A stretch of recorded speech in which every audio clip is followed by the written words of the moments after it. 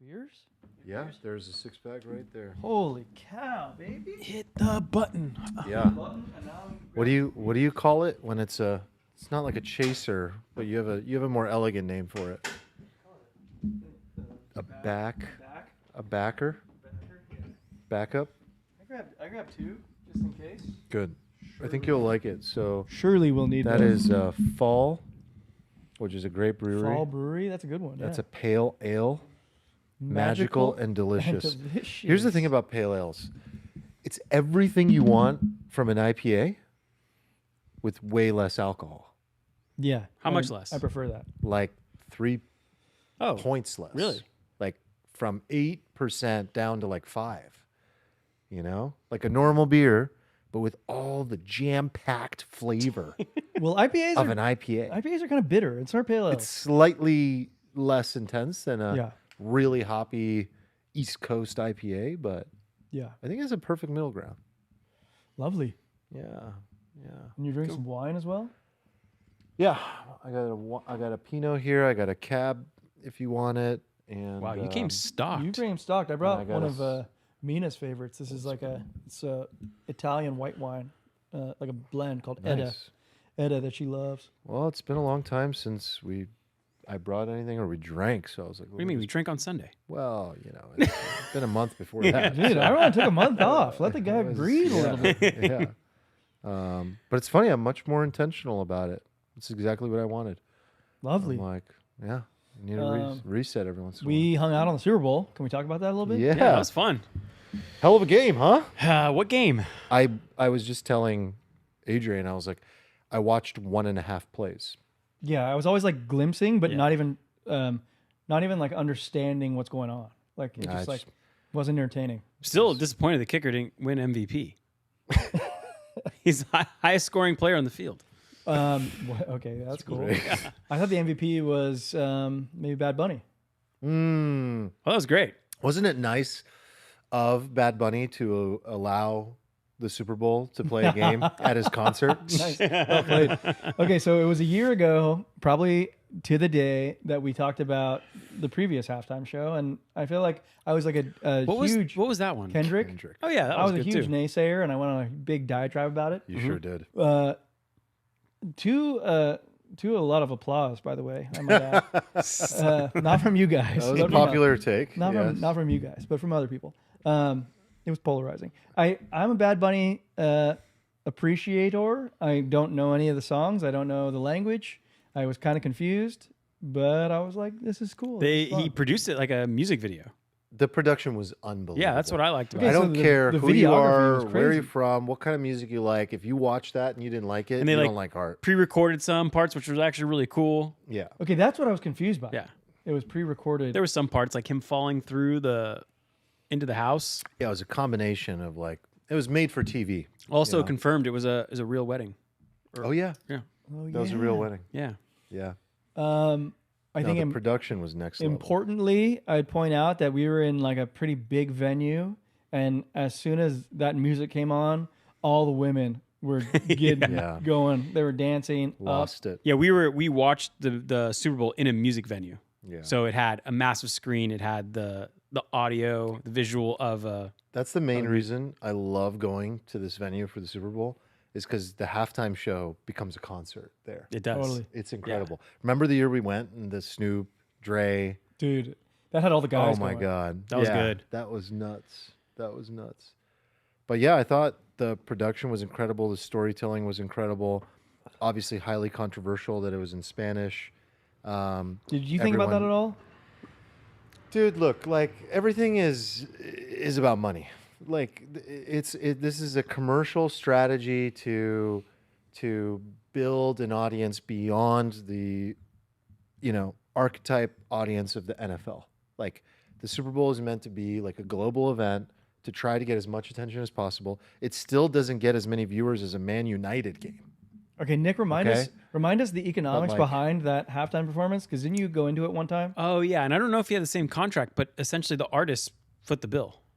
So that Beyonce did that Yeah, one year. Is they that true they this year? they pay for the production expense. it'd be everything. for somebody who wants more exposure, probably.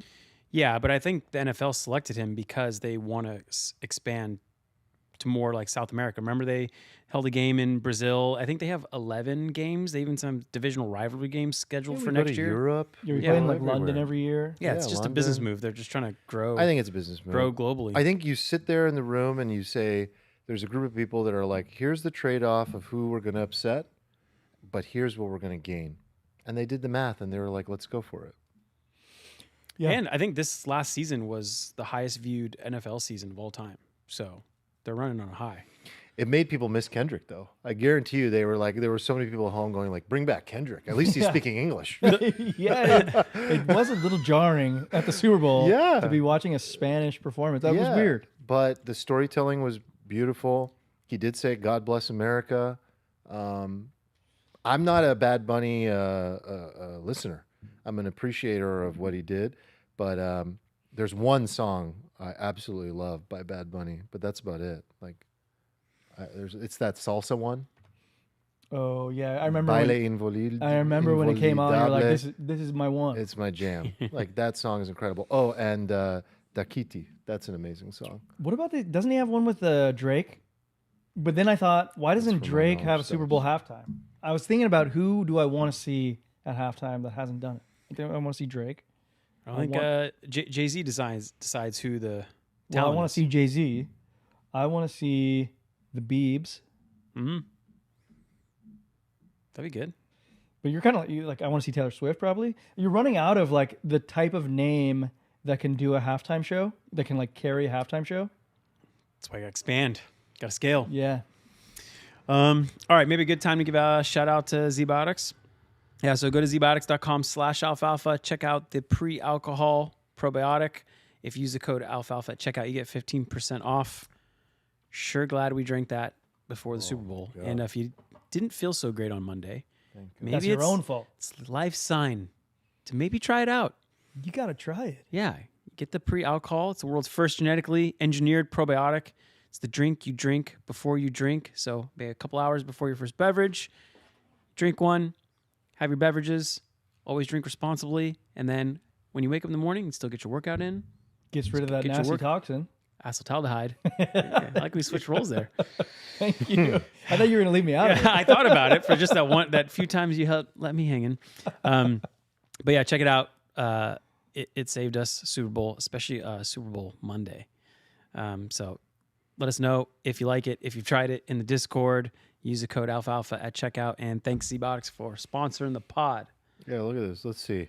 See, I woke up Monday morning with an 85 sleep score. That's insane. Okay, well, on the West Coast, to be fair, on the West Coast, the Super Bowl ends at like 6:30 p.m. or Yeah. like- so that's actually beneficial for all of us. I day got party to- score. Look at this. I got to bed at 10:40. I woke up at 6:40. Great day. Beautiful. Like, although last night, can we talk about my numbers last night? 8.5 hours of sleep. That sounds like a lot. 96 sleep score. Sorry, sir. I thought you were a dad. What Oh is my that? God. Are you- That was not proof of dad Are right you there. contributing over No, there? no. I'm post infant mode. I'm thriving again.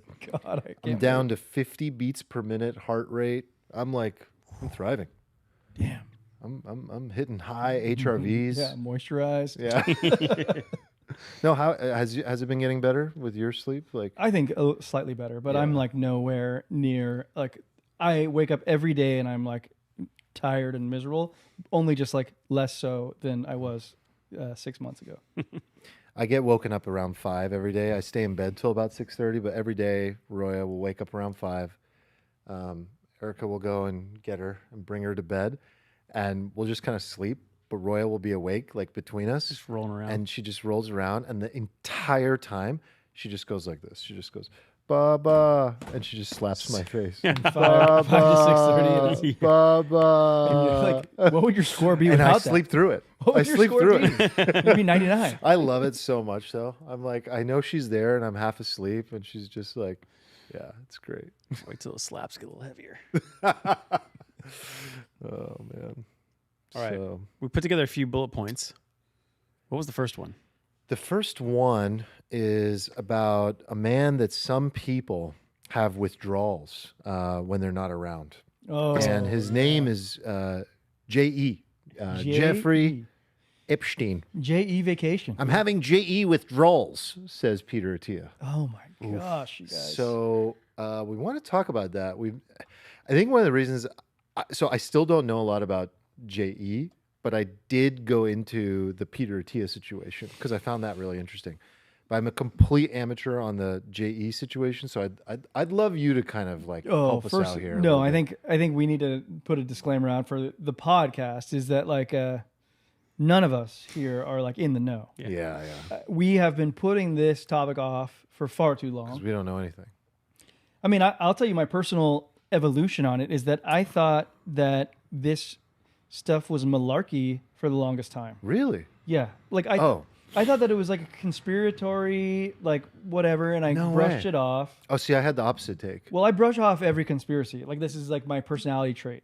They're probably like mostly correct, but I brush them off. Just because it doesn't matter. I just brush them off. But here we are. Now I'm realizing that this shit's real. But then there's so many layers of depth to it. And let's be fair, the three of us, we probably can't do it justice. I think it would be way cooler if we had the capacity to like bring on Marty as like the fourth chair in a time like this. I mean, disclaimer done. Let's just see what we can do, you know? Like, it's just going to be bad, but let's... All right. I'm more curious as just like a friend. Like, I want to have a conversation about this. So maybe someone else out there is at that similar level. The rest will be like, you guys are idiots. But what is going on? Like this guy was running this crazy sex traffic ring with underage girls. And Is that what you think it was? That's what he was prosecuted and convicted of, I don't think right? that's what it was. Wait, okay, what's going on? Well, I think that played an element of it. Okay. And what was the larger... Well, I don't know what the fuck I'm talking about. But here's what I think. I think that for the longest time, I disbelieved in this idea of a powerful cabal pulling the strings and playing our powerful leaders like a marionette. And I completely shoved that idea aside. And now I'm like, oh, well, it's like very clear that we've been played. And all of these guys have been played. You know, you can name all the names. It just opens my mind up more than anything. Like, I don't have the answers, but what I have is an open mind now to be like, okay, so what is this? I think like my conjecture is going to be worth the same as anybody's because we don't have the information. But I'm kind of the idea that like a powerful cabal. Okay, who could it be? I don't know. It sounds like it could be like intelligence agency oriented. It like if I just kind of play like lowest hanging fruit in my mind, probably Mossad. And Epstein is an agent, not a ringleader. And the idea was to kind of like honeypot the U.S. power brokers, into coercion. And I think like if I think about it like a human being, you don't actually coerce powerful adults with like 12-year-old girls. You indict them with it. So I think you probably coerce them with like cool parties with like awesome other people, and like you're gonna have Nobel laureates, and you're gonna have like billionaires, and you're gonna have also hot adult women, but then we're gonna sprinkle in these like 12-year-olds illegal activities just to like blackmail you later. Right. And some will have done illegal things. Yeah, and I think some people actually do like that because they're like nefarious, heinous Sick. people. But do you think there's like this? Sorry, do you think there's like this bloodsucker, devil worshiper aspect to the whole thing? Fuck. Who Probably. knows? Like I Keep getting proved wrong. how do you discount any idea now? Yeah. Yeah, you definitely don't. You can't. So, okay, thank you for going to that like deeper level. We're in agreement. I think what my brain did throughout this whole thing was just go like, yeah, definitely. But what, you know, okay, like let the cards fall. Let's find out when we can, but we don't have any information. Like we don't have enough information. But clearly, like there is enough at stake that it justifies a power or multiple powers to want to have more control than the powers that society believes run the show. Like it's not enough. Like if you are not the president or behind what runs like the secret intelligence agencies of the top countries of the world, you're going to want to create something that's even more powerful. Like that's ultimately what the incentives Yeah, I mean, create. based on the little information I've read, it seems like he is most definitely like a Mossad type of agent, because you can't get, Bill Clinton to like work directly with Mossad against his own country, but you can get the guy who has like the closest access to him, who's chummy chum with him, and I think they seeded him with a fuck ton of money. He was probably already a natural networker, natural scumbag, right? Who had this kind of network, and they brought him in, seeded him with a bunch of money, and used him and used it to get the people they couldn't go after directly. And his pitch was money, access, network, information, women, everything you can imagine. And he was probably just a collector of information, feeding it back to like the Israeli government. But it would also, like, I think to support this or to edify this claim, which might be false, by the way, like, I don't think we know, but it's like, just to edify this, it's like, it would maybe give you reason or just justification into our nation state's actions with Israel. It's like, why are we so... Exactly. Like, it's fascinating to see how much leverage there appears to be behind the scenes. Right. It's incredible. Like, if you were Israel... is there a part of you guys that like watch, like looks at this unfold and like had this realization and then also went, that's fucking brilliant? It's a good move. There's only really like two intelligence agencies that are known to like blackmail, which is Mossad and GRU, like the Russian. You don't think you don't think the USA uses that tactic? I mean, I think like more. I actually don't know. But anyway, I think they use it the most. Yeah. Willingly. But what's weird about the blackmail is that he can't really pull that trigger, right? So like if he used it against one of his connections, his like whole sham network kind of falls down, because as soon as he's the one who gives them up, it falls apart, right? Because no one else would trust him with the information. But it obviously worked good enough for him to hold everyone close to the chest. Well, he's also not dead. Like I agree with that. I completely agree. And the 90+%. This is like one of those things where, like, as like a rational person, you keep just getting these like curveballs thrown at you, where you literally can't piece anything together in a coherent way. So, in one part they had a third-party coroner with like pictures, and he's like, a well-known coroner, show like the strangulation marks on his body and pictures, whatever. And then another part is the Justice Department drafted the announcement of his death like a day before, and you're like, okay. There was the video stuff from the jail. The video turns off for a minute and a half of his death. Like, how stupid do you think we are? And there was there was a fake body removed from the jail cell. Oh yeah, because we had to divert the media away. Like, why? Okay, why? And the technology we have to do the surgery, let alone like just wearing a mask from 30 years ago that the CIA But even the date part, right? You can trick like, somebody. You would think like, hey, this is weird. It came out like last weekend. You would think the Justice Department like, oh yeah, we looked into it. The date of the file was actually like published the date of his death. It was actually a clerical error. Like none of that. Just like no response. Like they're like, fuck.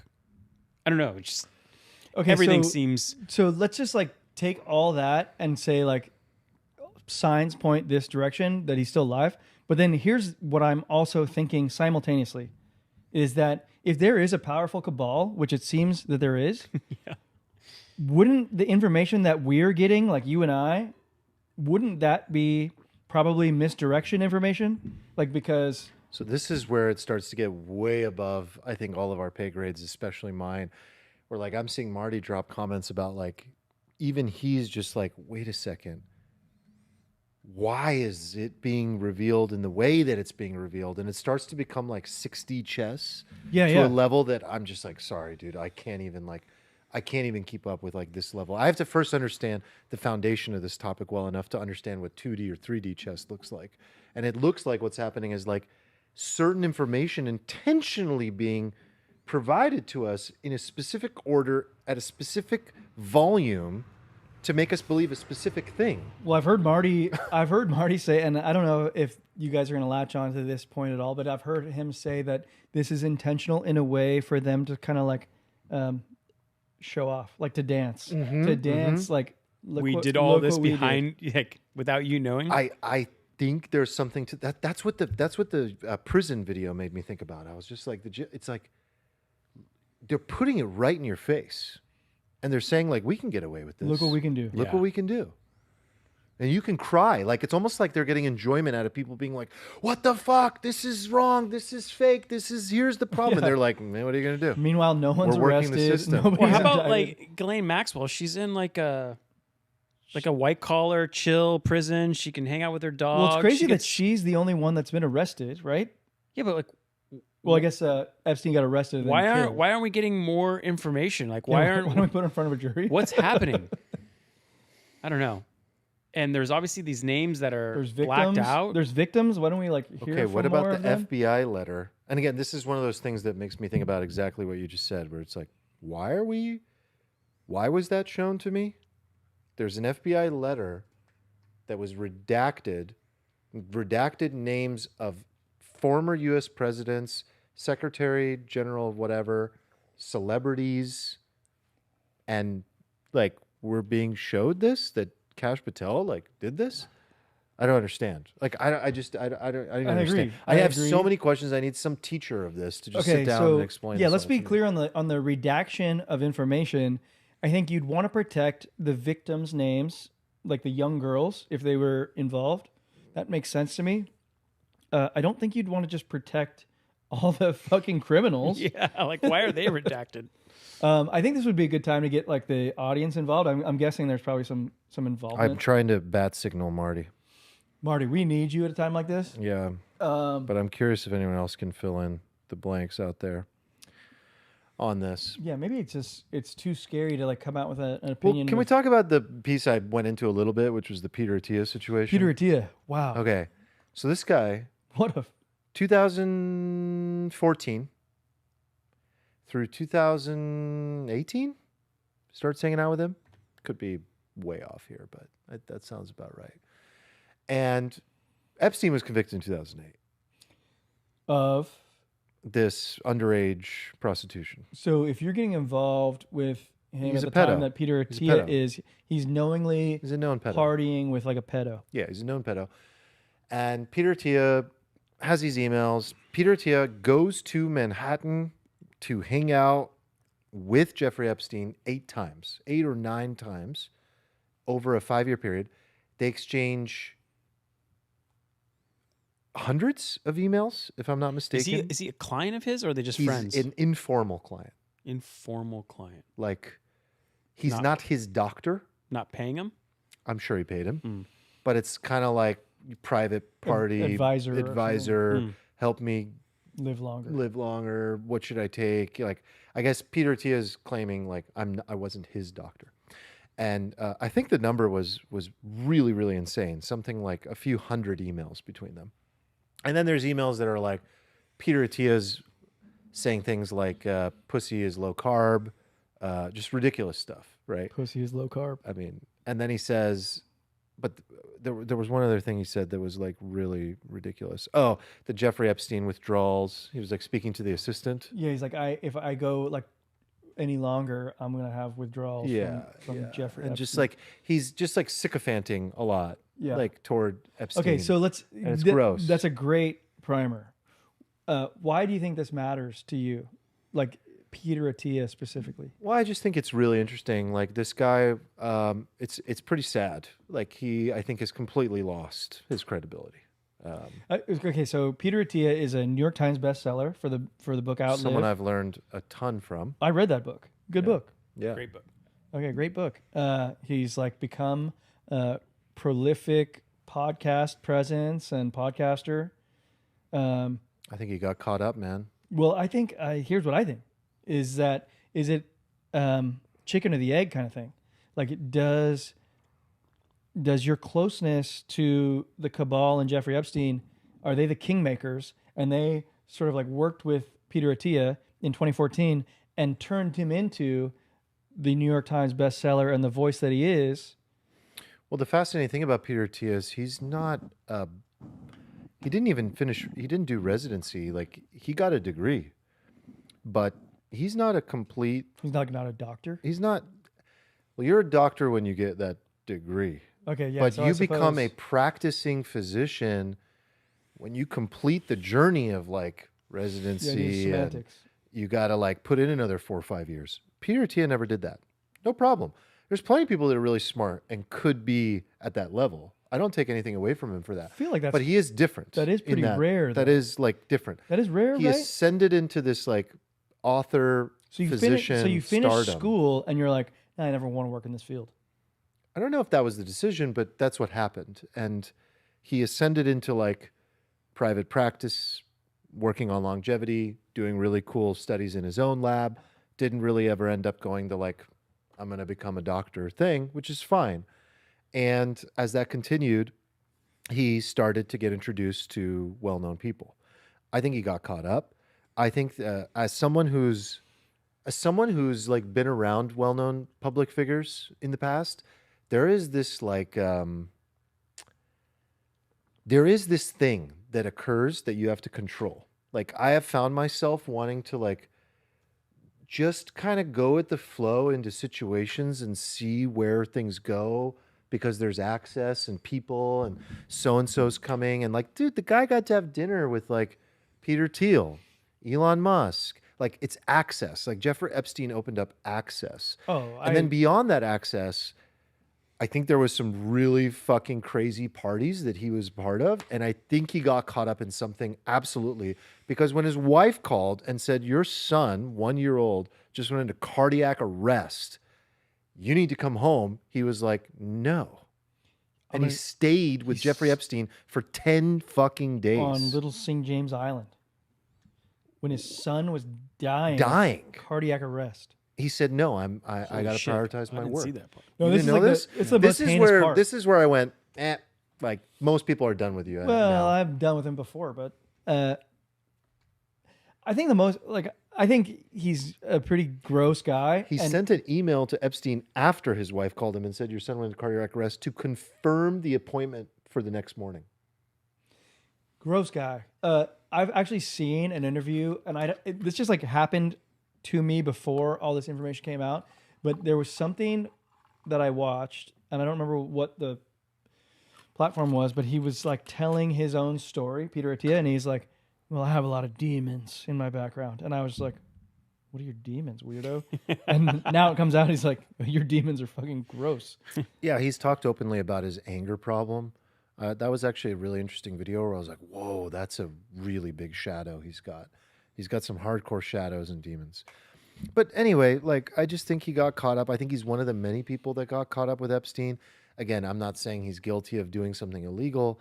I'm just thinking like he got caught up and so distracted. And it just, let me put it to you this way. The Jeffrey Epstein allure and ecosystem was so incredibly intoxicating that a man didn't go home to his son who might have died.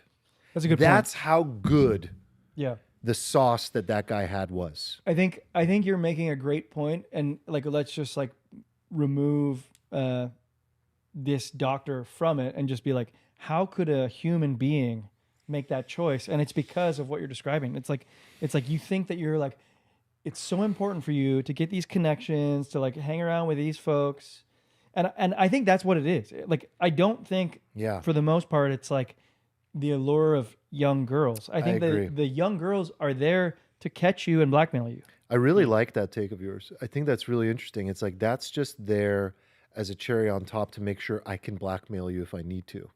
Yes. Or the fact that if in the future your name showed up in one of my emails or reports, everyone wants to know. Yeah. Like, were you associated? Did you go to the island? Did you go to the house? Did you go to this? Because I think of us in this situation. Like, we're connected guys, like not to that level, but we're connected guys. And like, if we were to be invited, any of us were to be invited like 15 years ago, we'd be like, oh my God, I'm going to a fucking island dinner with Elon Musk and Bill Gates and Guaranteed. Trump. We would all go and we'd all be cheering each other on, and we'd all be like, oh my God, I imagine what the parties are like over there. It'd be awesome. And like nowhere in that are we like, I can't wait to fuck young girls. Like, No, dude, this is exactly like what happens currently in the entrepreneurial community, which is that like if you can get an invite to, and you can buy it, but if you can get an invite to Necker Island and go to Richard Branson's island, you would.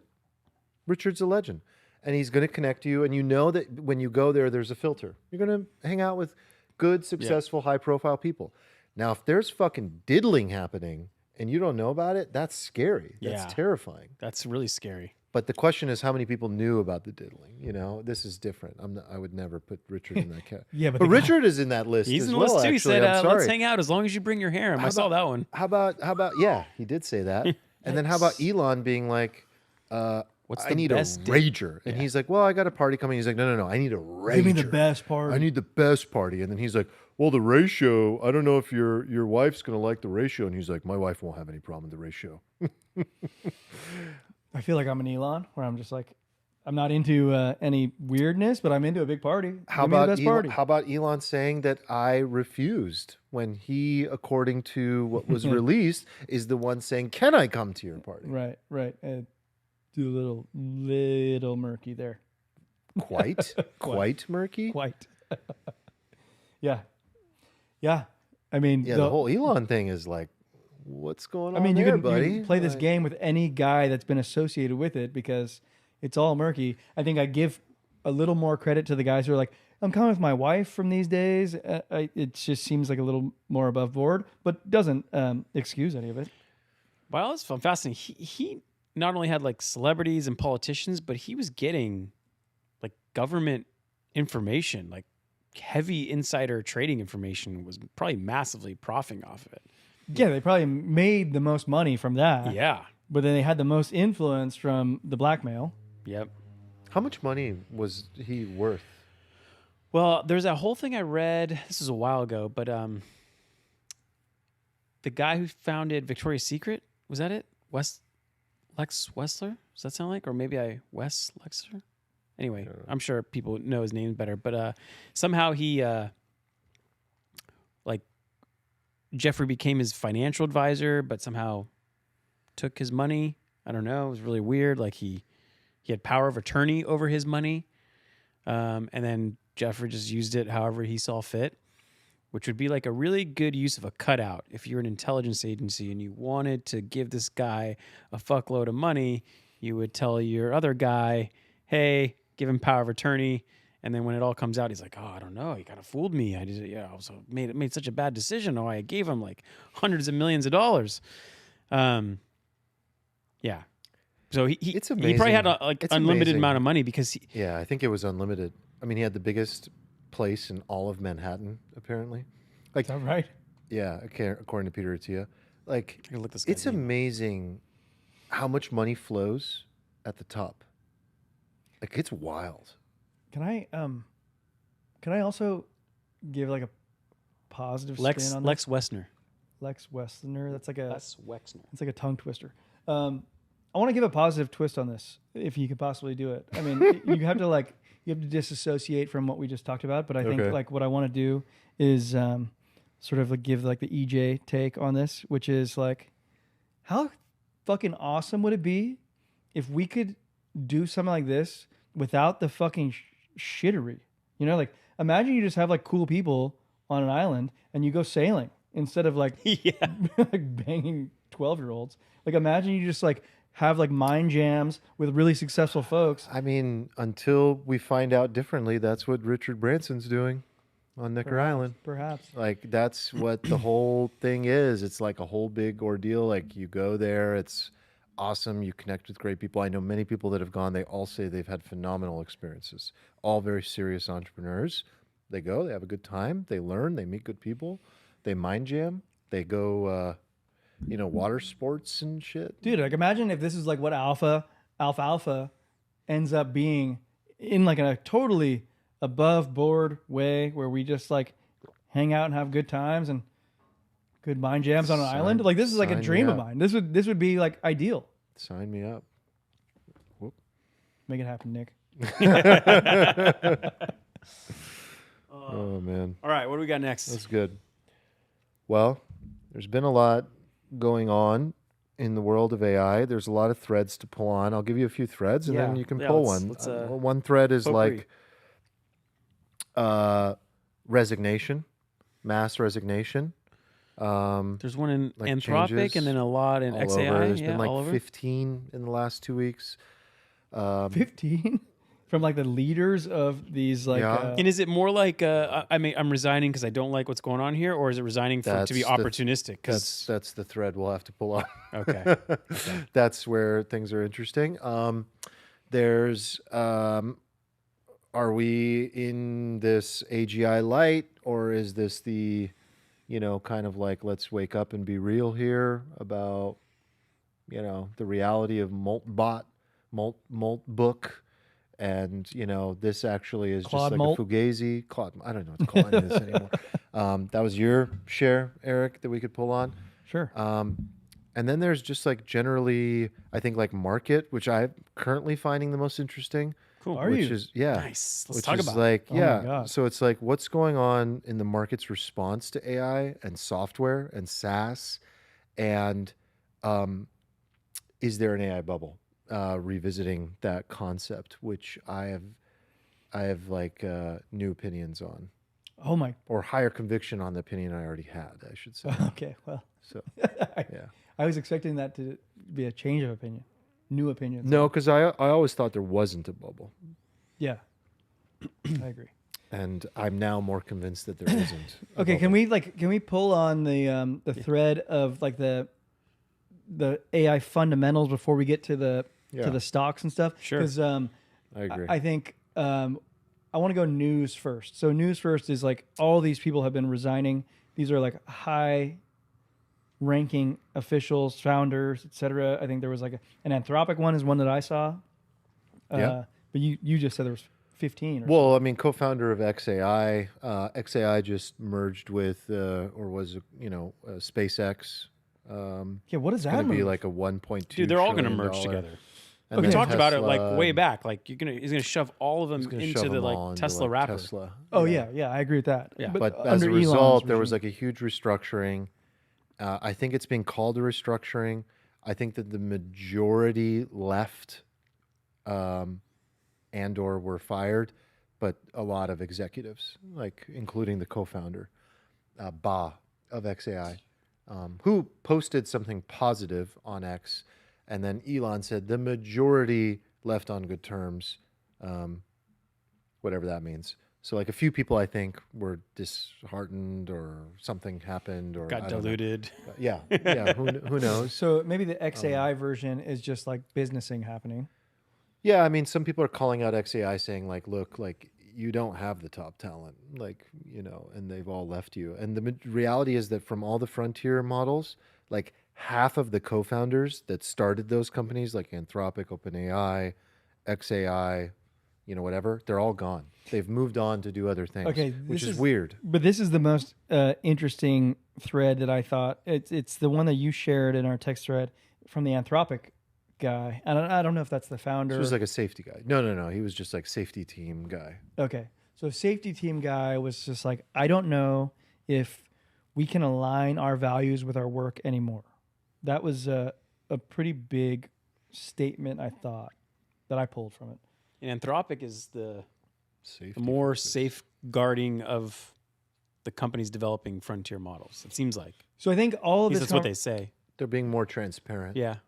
So all this conversation for me, at least for me, is leading down this narrative of like, is humanity going to lose itself, or is humanity going to lose, period, to this artificial intelligence? And I think like that's where I came with that counter narrative as well. But like this is the prevailing sort of like fear mongering that I'm like dealing with now, where it's like, Are you talking about like humanity's survival, or are you talking about something a little lower, like jobs, or both? let's start, in the near term. Like, I think this might move like a parabola, but let's start in the near term with like job displacement, and then let's like maybe dream bigger ultimately to like a humanity losing itself entirely. Yeah. So this guy Matt Schumer posted yesterday on X. I think his article got like 56 million views. That's so insane. Yeah. I didn't understand. I couldn't believe it when you told me that because I read the article and Okay, so this like you guys said, it's a very mainstream so this is appeal titled article. "Something Big Is Happening." We have it pulled up. I'll just like pull it up on the screen too. Yeah, and basically in it, he's saying it's time to warn your friends and family that aren't in this little bubble Technosphere or whatever. of playing with like the cool new tools and the new models.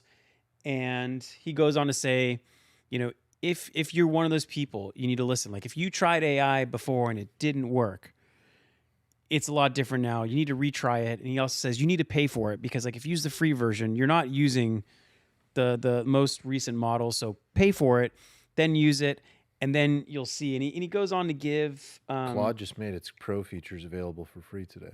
Oh, it did. Why, as like a teaser? I think so. And he gives some things like he says. I can understand why the article went Hold so on, viral. 'Cause let's it's hear very what- true. Let's hear what he says though. I didn't actually read this. Yeah, so I'll just pull out. I want to pull up some. He gives some timelines specifically, like in 2022. Here it is. In 2022, AI couldn't do arithmetic reliably. It would confidently tell you that 7 times 8 equals 54. Yeah, I know that. By 2023, it could pass the bar exam. By 2024, it could write working software and explain graduate level science. By late 2025, some of the best engineers in the world say have handed most of their coding to AI. On February 5th, 2026, new models arrived that made everything before them feel like a different era. So basically, if you haven't tried it even in a few months, I'll add to what that. you would try is just On something February unrecognizable. 11th, today, you can now code an iOS app end to end and publish it to the App Store. Just vibe coding. Using your speech. This is As of fucking- today. This is Now, fucking there were crazy. already wrappers around some of these, like Claude Code, to do it, but now Claude does it natively. Okay, Here's keep another going. thing towards jobs. So he says there's an organization called METR that actually measures with this data. They track the length of real world tasks measured by how long it takes a human expert to complete them. So you take a human expert that's an expert in that task and how long it takes to complete them. So about a year ago, the answer was AI could accomplish an expert task in 10 or what would take an expert 10 minutes it could do. So if it was something really quick, easy, it could do it. Then it was an hour, then it was several hours. The most recent measurement, Claude Opus 4.5 from November, showed that AI completing tasks that take a human expert nearly 5 hours. And so that number is doubling every 7 months. So let's just call it that AI can do what an expert in its field would take 8 hours to do. It can do almost instantly. Okay, so I consider us three to be experts in our field. Do you find that to be true when you use these tools? So you have to combine it with, instead of, because the shift for me is not that. It's from these passive tools that you have to go proactively go and prompt and use, to now they are proactive tools that on their own can be scheduled to automatically, proactively get stuff done. And yeah, like it's really good. It's amazing. I mean, the number of examples of things that I used to do that used to take me a long time. Let me put it a different way. The number of things that now take 1/10 of the time. I mean, it's mind-boggling. Like yesterday, I drafted a blog post with just talking some basic bullets, edited it to make it first person because someone else had drafted some stuff, blah, blah, blah. Used the Webflow connector in Claude, which is like a better version of the MCP. It literally, let me put this more simply. I talked to an AI, drafted a blog post, and it published it for me on my website, and I never clicked or did anything. Anything. And it took a fraction of the amount of time that it used to take. I would have had to open the program, write a title, write the blog post, format it, H1s, H2s, hyperlinks, drafting, publishing, process of like working through the UI. The connectors in Claude make it so that your AI is becoming like this, mission control for everything by just natural language talking through things. And like you can do that with Notion, you can do that with Webflow. There's a connector for everything now. And if there, or you could do it through an MCP. And if an MCP doesn't exist, you can have Claude make the MCP for you. And so, yeah, I'm most interested when it goes from like you were like, oh, I want to write a blog post. I'm gonna get a few bullet points and do its thing. I'm waiting for when it hits you up, said, Armand, we need to publish a blog post. Can you give me 3 bullet points? You give 3 bullet points. It does it. And it does it like whatever occurrence you preset it up to do. And what I'm most interested in now is to see how good can AI get at full computer use, right? Like you give it access to your computer. Cause like what often I have is I have data in like a Google Sheet. I have a data in a CRM and I have data in like 2 different Excel sheets. And I need it to like cross-reference these. And yeah, you can do it through connectors, but what would be most simple is if I just had something on my machine and be like, check these 2 spreadsheets, then go check the CRM. So I currently do that. With what? Claude Code. Oh, you used it but from the terminal? No, from the desktop it does it too. Really? Yeah. But what is it doing? Is it It's creating an application? Full hard drive access. It's whatever you want, but it has. But it accesses your browser too? Yeah. Yeah. So like it's local, and if it needs the browser, it can open Chrome and do what it needs to do. But like, if I have a problem with my computer, I just talk to Claude now, and it fixes it. Did you guys hear Elon talking to the Stripe co-founder and Dwarkesh about what he's doing with XAI? So what he in particular wants to do is kind of how he built Tesla's self-driving, where they basically took in all the data of cars driving around to feed the model. He's trying to do something very similar for tasks. He said that customer service is potentially like 1% of all the revenue, like how much goes towards customer service. And that if he can take enough, screen recordings of humans doing things, he's like, we can easily just have AI do that completely. So I'm interested to see what that turns into. And then the other thing, just to kind of go from how long it takes for it to do a task, it being proactive, was on February 5th, OpenAI put in their technical documentation. GPT 5.3 Codex is our first model that was instrumental in creating itself. The Codex team used early versions to debug its own training, manage its own deployment, and diagnose test results and evaluations. Read that again. The AI helped build itself. And in AI 2027, this is one of those key things where AI before it builds the next version, which then builds the... It's a requirement. Yeah. And we're already learning that, like I said 2 weeks ago, it's like Claude Code built itself with Claude, code. So, like, so what it means for your job 100% of like Anthropic's like team right now is just like agent coding. I think majority of OpenAI, majority of Microsoft, majority of like the big tech companies are just agent coding. So yeah, what does it mean? I don't know. Like I keep thinking of this idea, the permanent underclass, because people started throwing it around and like almost as like a joke. You call them permies. Well, someone else in the office called them permies, and I was like, what? I was like, it's gotten that much of a meme.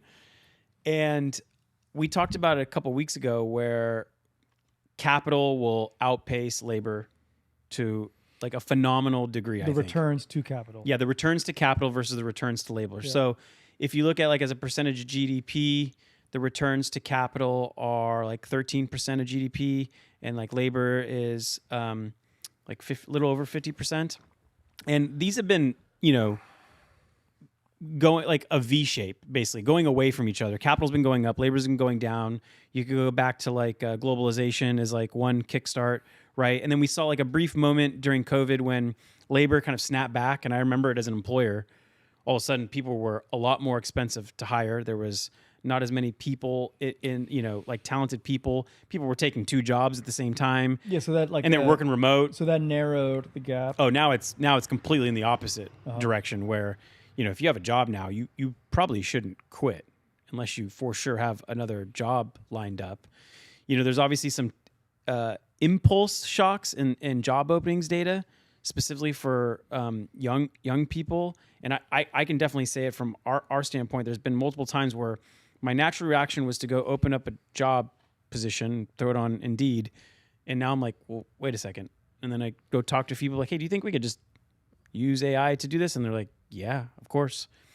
So I think that is something not to be underestimated. And this happened to a small extent in the .com boom. There was a productivity like boost. It was like a computing era. Yeah, computing area, which was, I think, like 1/10 of what we're gonna experience now. It is, but everybody that was affected during the computing era transition, You're right. adapted. Like permanent underclass assumes no adaptation, and I think like the difference this time that I agree with is the compression of time Yeah. under which it unfolds, like industrialization or computing. Like these things took time. I think there's a compression of time, and that's going to create like some serious like displacement. But there's adaptation. Adaptation always occurs. But that adaptation took a lot longer than I think most people think. So if you look at, okay, you had the .com boom, right? And then you had the bust in which a short recession appeared, Yeah. right? But unemployment kept rising 19 months after the end of the recession. So you're talking like 2 years after the boom, unemployment was still rising. So it does have these like lingering scar effects on Yes. the labor market. I also think like some people jump to prematurely believe that the compression is going to be like hypersonic speeds because of how fast AI moves, but AI has real bottlenecks. And the bottlenecks that it has from a deployment perspective is like in the enterprise, which is where Humans. the majority of Yeah. people use it. Well, there's two. There's the actual deployment from a top-down perspective of the enterprise requiring and dictating that AI be utilized, and that takes a tremendous amount of time because of compliance, because of security, because of like decision making and trade-offs and budgets and all these things. Like it takes years, even with something that's moving as fast as AI, and even when you know your competitors might be moving faster than you, it takes a long time, as we've seen pilots fail. That's number one. Number two is like the adaptation of humans and the desire to use it. You're going to find humans push back, and they're going to be successful in pushing back for a period of time because they have seniority and they get their job done, and they're going to be like, I don't need this, and they'll still be able to hold their job. But then eventually like they'll get replaced by the person who's more willing to adapt. But that also takes time. I think it takes more time than we realize for this to happen. And as that takes time, you have humans adapting to using the tools at the same time.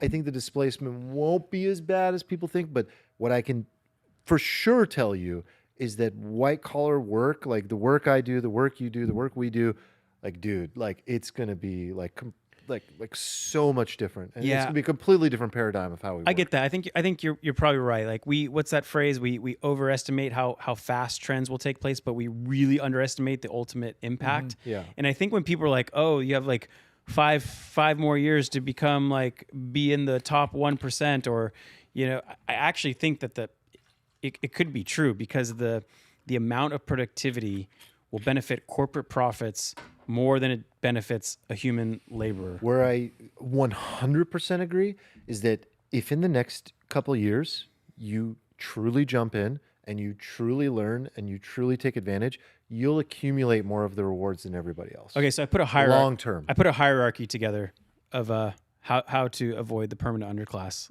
and let me know what you think of the hierarchy. I love lists like this. So ideally the best spot to be in is like you already have just so much capital that you're just fully invested, whether that's in the stock market or actually I think primarily in the stock market. You want to Right. be invested in companies. Yeah, because companies' profitability is going to go off the charts. Yeah, their profit per employee is going to Yeah. skyrocket. Okay, so that's one. Second is you own a business yourself. So you're a receiver of this like benefit. technology, use it to increase your profit per Right. employee. Third is like, okay, now you transfer from like the ownership to you're now a worker, and that's perfectly fine, right? Like, and I think third is that role where you're the one absorbing all of this and you're the one impacting the change inside of a business. You become extraordinarily valuable. But yeah, you need to adapt with a tech in real time. Yeah, but if you're the guy bringing to the owner, like, hey, I can get these things done for you, and like we'll be that much more efficient, or we'll make that much more money, we'll go that much faster. Like, you survive. become incredibly powerful.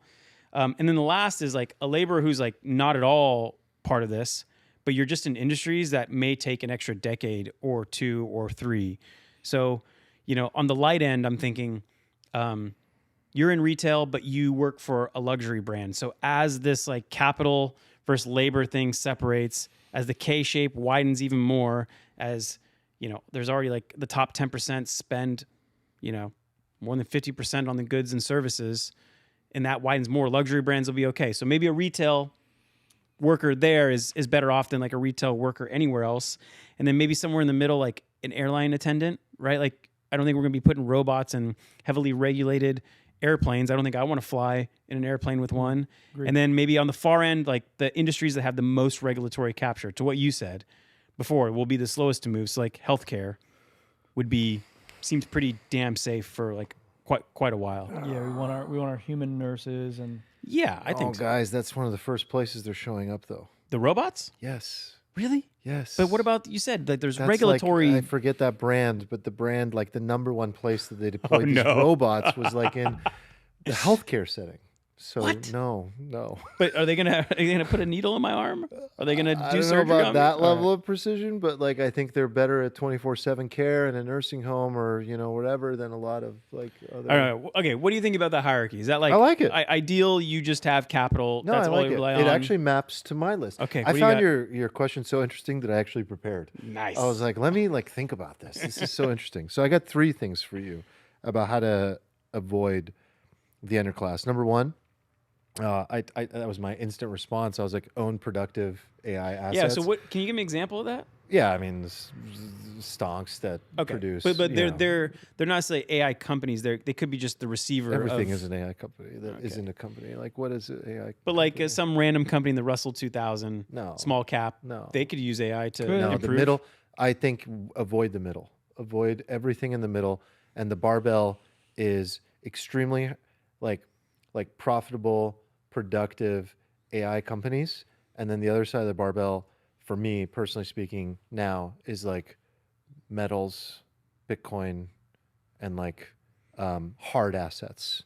Okay. That's the barbell in this new era. Let's talk about But- asset selection next. Yeah, but keep we'll going talk through about this. that next. So number 1 is own equity in things that benefit from AI. Doesn't matter if it's public stocks, could be your own company like Yeah. me, could be angel investments, but it's about people that own productive assets versus wanting to shift away. I realize this. I'm like, shift away from selling your time as quickly as possible. Like you Yes. don't want to be a person who sells their time. Number 2 is be the person who uses AI to do the work of a 10x person, not one of the 10 people who ends up getting replaced. Like you should be able to take the job of like 3 or 4 Like, other people. don't be in that 1 out of 10 that's like, we might replace, so and so. Instead, be the 10x person. And I do think it's a 2-year window. I think 2026 is incredibly huge, transformational, technology wise. Speaking of in terms of adoption, I think the people that adopt this year on the curve are safe. I think anybody who waits after this year to adopt AI into their workflows and work stream is fucked. I think so I think this too. article's right from that perspective. It's like, yo, wake up. If you don't adopt, like you will because be replaced. agents we were talking about last year, but they weren't really happening. I feel like No. this year they'll This actually is- get implemented. I think the windows close because the tools are going to get easier. So, and then number 3 is something that I think about more when it comes to Alfalfa, actually. So it's like building distribution, not just a skill set. So like skills are something everybody's going to have.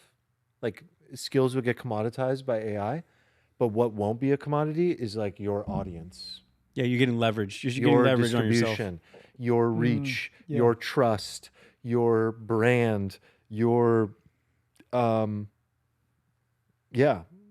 like your brand, your trust, your network. And I think someone who has 10,000 followers or 50,000 followers and real trust versus someone who's just like a genius with no distribution, I think the mid curve guy with like 100,000 followers wins in this era. always has. All right, I like that. That's my how to perform, how to, So maybe we can transition and talk about. Hold on. Oh, you got something else too? How to Well, avoid? I want to build. No, I want to build on to what you guys have said. You Okay. guys have brought a lot of cool stuff, and I just have questions / observations. Let's hit it.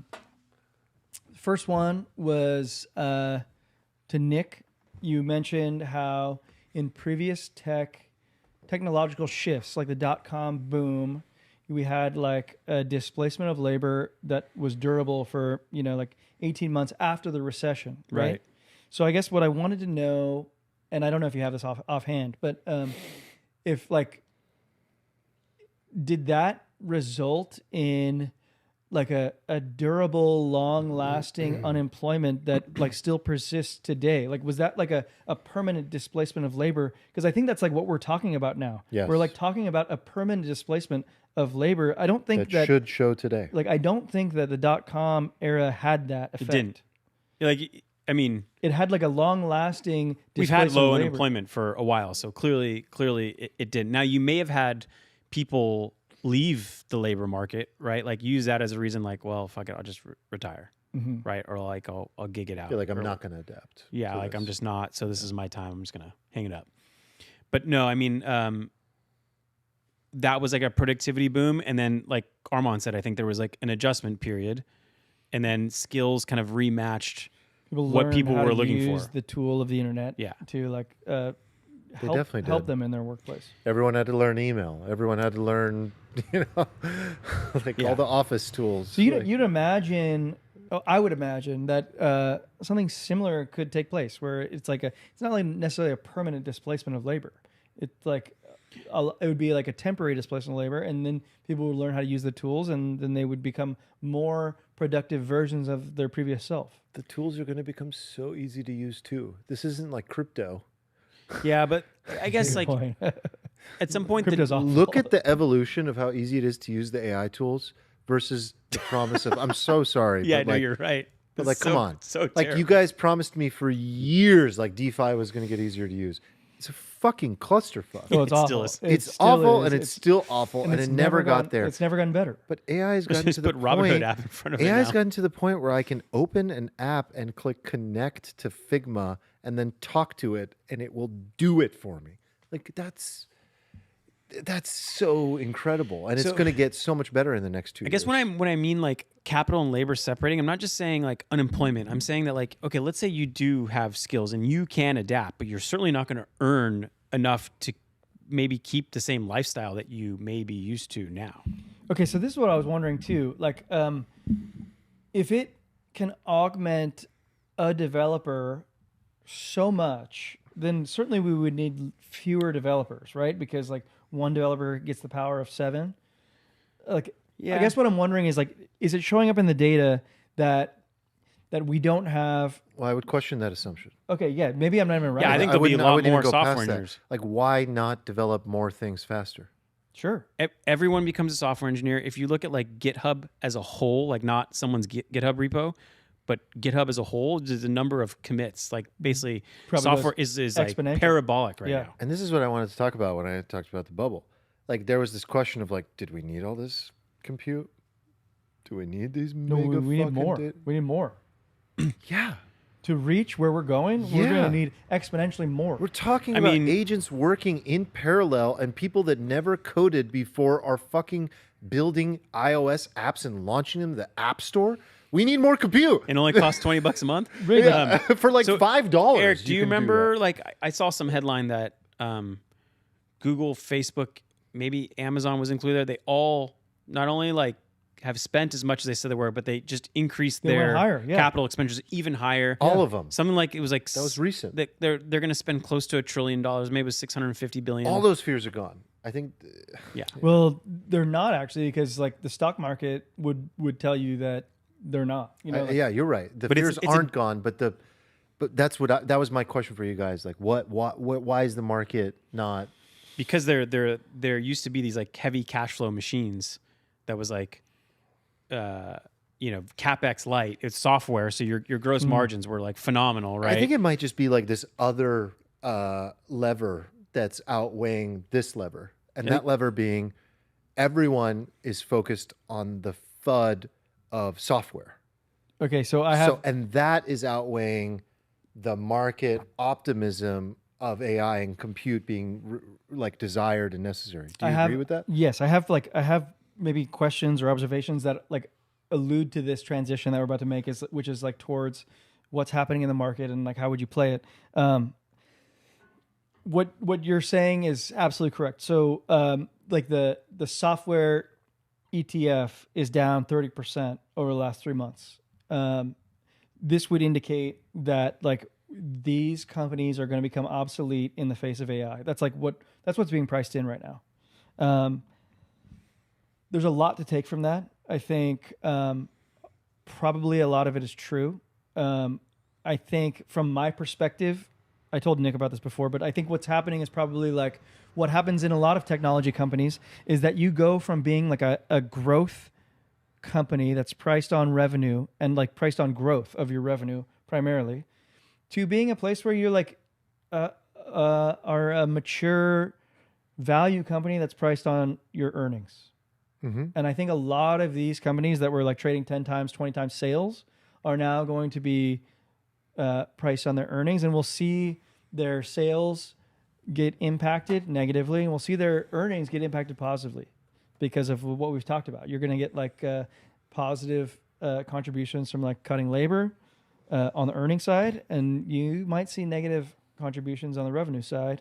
Something I heard on CNBC that was really interesting is like SaaS is getting crushed. Mm-hmm. So like, here's a question I have for you. Like while you're on this topic, like here's one company. I'm just like, I picked a random company, HubSpot. HubSpot is making what it says are real core initiatives toward being AI first. Mm-hmm. And yet look at what the stock has done in the last month. Yeah. I mean, you could put the same chart up for like ServiceNow, right? Which is like, if you go to them, all they're saying is like, we're helping you automate tasks. We're building your AI agent. Yeah. But for some reason, people are like, well, maybe you're the one who's actually going to get replaced by all this software. You're going to have, 1,000 competitors instead of a handful. Okay, so here on this HubSpot example, the market is saying, I believe HubSpot is going to be wiped out by an AI native startup. That's what the market's saying. Yeah. Okay, so my thought on this, I heard this thought on CNBC today actually, which is like a lot of the SaaS companies, they are priced on revenue growth, but like their revenue is based on, like a SaaS company revenue is based on enterprise sales to other companies, and your sales are based on the headcount that your company uses our product. Yeah, the seats. The seat model is definitely obsolete. Yeah, the seat model is going to be in peril when you're cutting all your seats. Mm-hmm. So you would imagine like the SaaS model, then the revenue side would be cut. Mm-hmm. Nick, do you agree? Possibly. I mean, one other thing to throw against that is I saw someone set up their Claude instance, and they had like 5 different agents running in their Claude, and each agent had a Slack profile. So they had 5 extra seats of Slack. So one guy's running 5 seats, maybe the number of seats actually stays the same. Can we get like an agent tier that's a lot cheaper since it's a human? Interesting. Not a human? Interesting. I think things are leaning toward a hybrid usage model. You kind of called that out a while ago. That like usage was. We started our business with that model because we were like, well, we don't want to have to move from seats to this, and some are pure usage. I think it's like a usage hybrid model, like platform fee plus usage. Yeah, it's like credits are a component of usage. You come up with a credit model, and then that's like a component, but it's not the entire thing you're paying for. You're paying for features. There's tiers. Mm-hmm. So it's like a new version of subscription,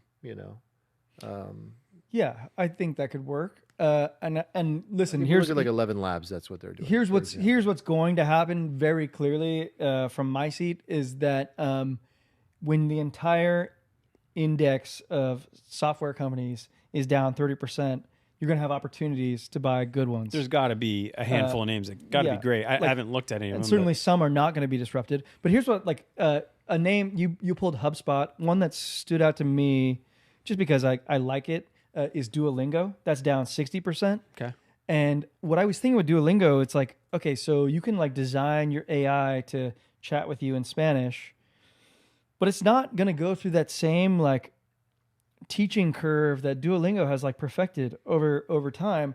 Duolingo can incorporate AI into their offering. Of course. Like in a way, like the threat to their business is also an opportunity for their business. So it's like, is that something that they should be scared of, or is that something that actually, as an investor, you should look at as a positive? Yeah, competing forces, right? Because they could say, hey, we get way more profitable because we'll use AI to develop these curriculum. We can like personalize the curriculum for you. Like imagine that you want to learn Spanish for a business trip. That's completely different than like the horse stood up. Like It's a test of adaptability. Or it's a survival of the fittest question. Can Duolingo leadership team execute in a way that takes advantage of AI native capabilities as fast as and as good as the new Duolingo of 2026?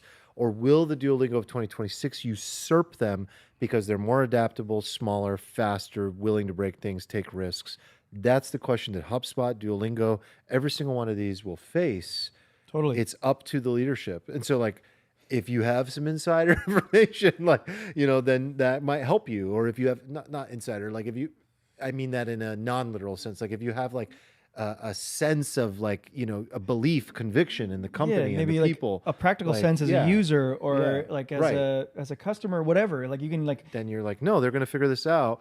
Then like, that's an opportunity. But I mean, the other, the other side of that is, if I just hit the help me learn button in Gemini, it will craft an instantaneous, like personalized version of it. Yeah, so you Over have to- dinner last night, we were talking about it's called Alpha School.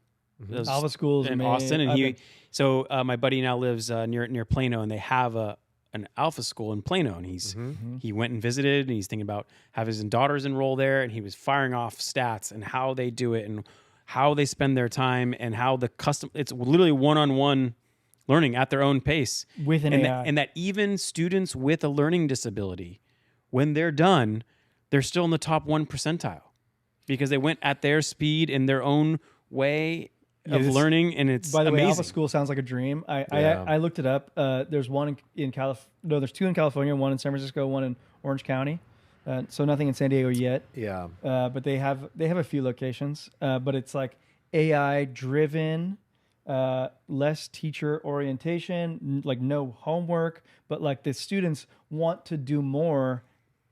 Oh, naturally. Yeah, he said that They're basically like at the just following school. like what school is like in like fucking Finland and just being like, let's do that. But the students apparently, I mean, I don't know if this is true or not, like they exaggerated, but the students were saying, we don't want summer break. Like, Why would they? Yeah. Why would they? Because like people generally want to learn. But they only spend 2 hours doing like work Hardcore. on the Yeah, iPad it's or till, whatever. Like lunch, and then it's like Then it's like real life skills and Yeah, teamwork and No, it's a- socializing. it's a very cool system. Erica has taught me a lot about it because she works in education, obviously. So she's taught me a lot about it. And the founder has done some really cool interviews on some popular podcasts you guys should listen to. That's like how I was introduced to it. The founder was on Invest with the Best or whatever. Yeah. And I was immediately hooked. And Mina has been talking like just like in the future about sending Josie to Montessori or whatever. And I was like, have you heard of Alpha School? Yeah. Like, let's see if they got any of these in San Diego. Right. Can I throw another like counter to what I was saying earlier? It's a little more zoomed out, not on specific companies, but all this screams like amazingly deflationary, right? Like if software becomes Big time. really cheap and there's 1,000 competitors of Duolingo that like we could create by the time this podcast ends, plus there's Gemini, plus there's them, seems really deflationary, which is good for labor, actually. Things get cheaper. And it's not good for asset prices in general. So I have that like swimming in the side of my brain at the same time thinking, okay, this is how it'll go. But then you could see things get relatively cheaper.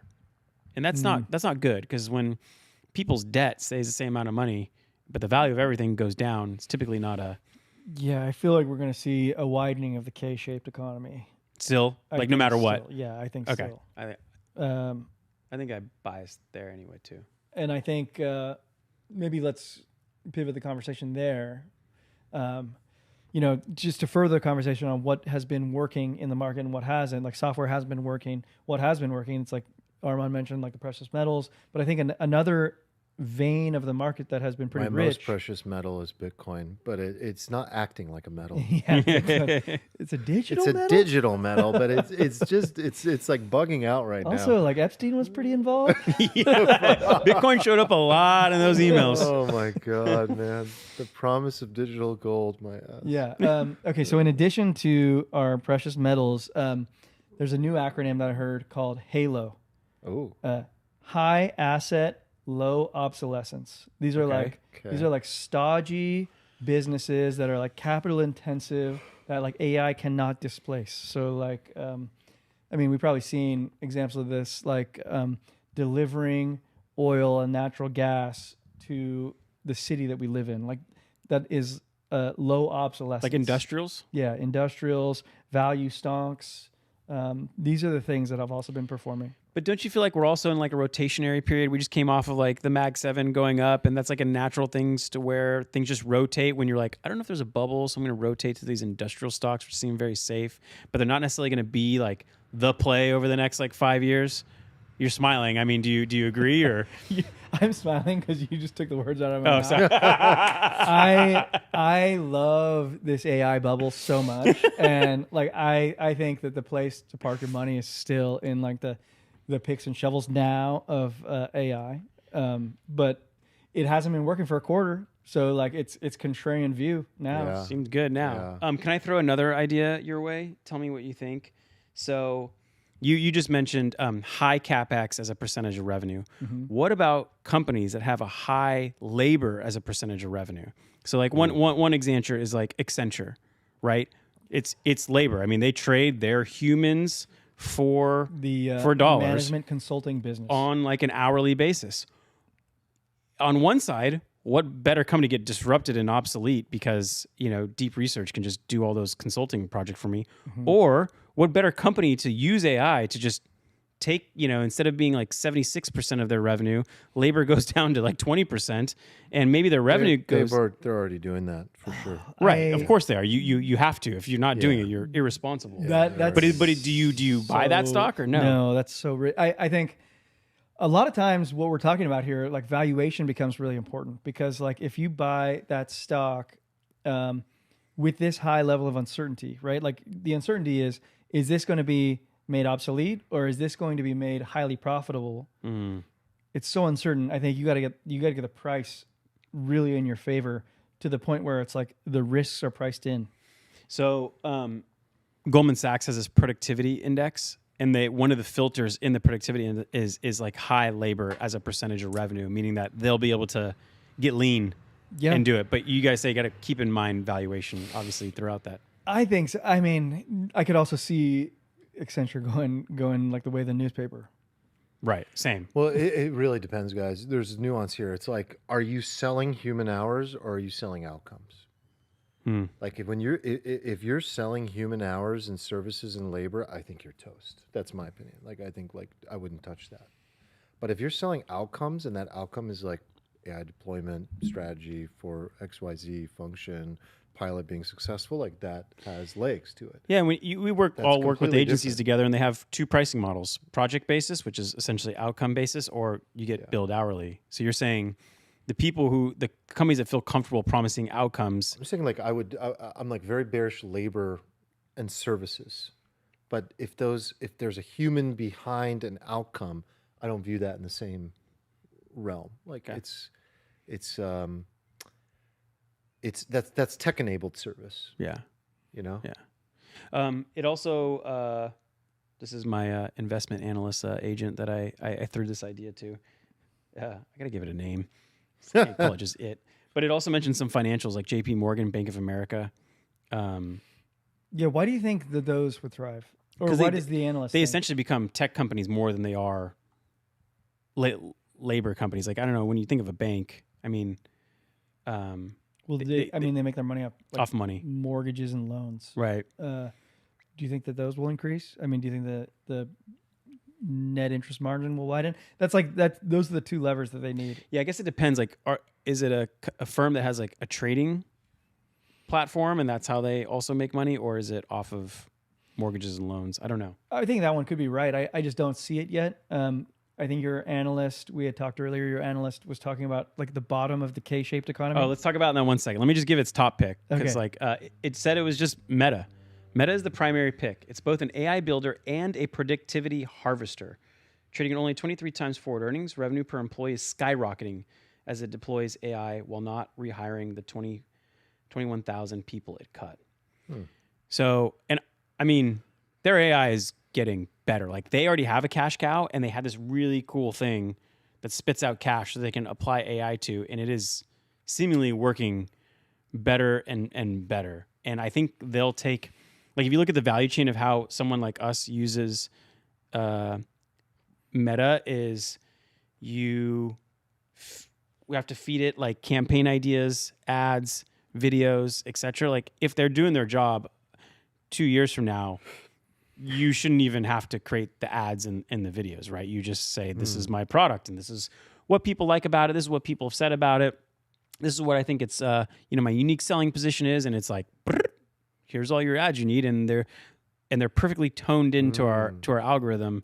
And it could just get that much more efficient and that much more profitable to, I like it. If those platforms are desirable traffic sources in the future. right. Which, yeah, that's a good point. Who knows if they'll be, or they'll be spammed by Where bots. will your traffic? Yeah. I think Where will attention be? Will attention They be have on jobs. Instagram? Yeah. I don't know. it's hard to say, but I think I'm a believer that in a K-shaped economy, I think the rich will get richer broadly, and I think that the richest companies will get richer as well. I think the Mag 7 will entrench themselves further in their dominance. So I'm like a buyer of any part of the Mag 7 that is lag 7. I want to be buying any companies that's lagging in the Mag 7 because I feel like the Mag 7 has its own rotation going on. Like for a time, Google and Meta were sort of like lagging in the Mag 7. And Which one's lagging now? Amazon?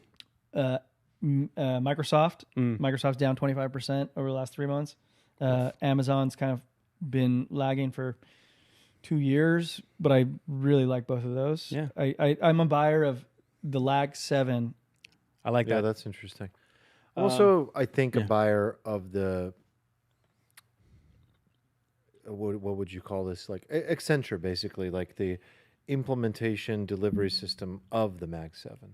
You know, like I think that Accenture is actually very well positioned. It has the Fortune 500 relationships, and if it can adapt, which it's already shown that it will, it has made bold moves, firing people, displacing with AI. Like those are bold moves, man. And like I do think they can enable AI services in the enterprise. And it's different than what I was saying about just like pure labor. I think that's where I would be very bearish. I'd be interested in looking at the prices of these because they probably are priced for failure now. This is probably the good time to buy them. Right. Like if they can, like you said, kind of adapt and evolve and promise outcomes, deliver which, outcomes. I think that's that's definitely how they operate. Like I think of Invisible, private company, but like you look at a company that went from like $0 to $2 billion, valuation, like 9 figures in revenue in a very short period of time, like doing tech-enabled services for enterprise. Like, okay, like that tells you something. Yeah, you're right. Like, That's a good what corollary. does that tell you?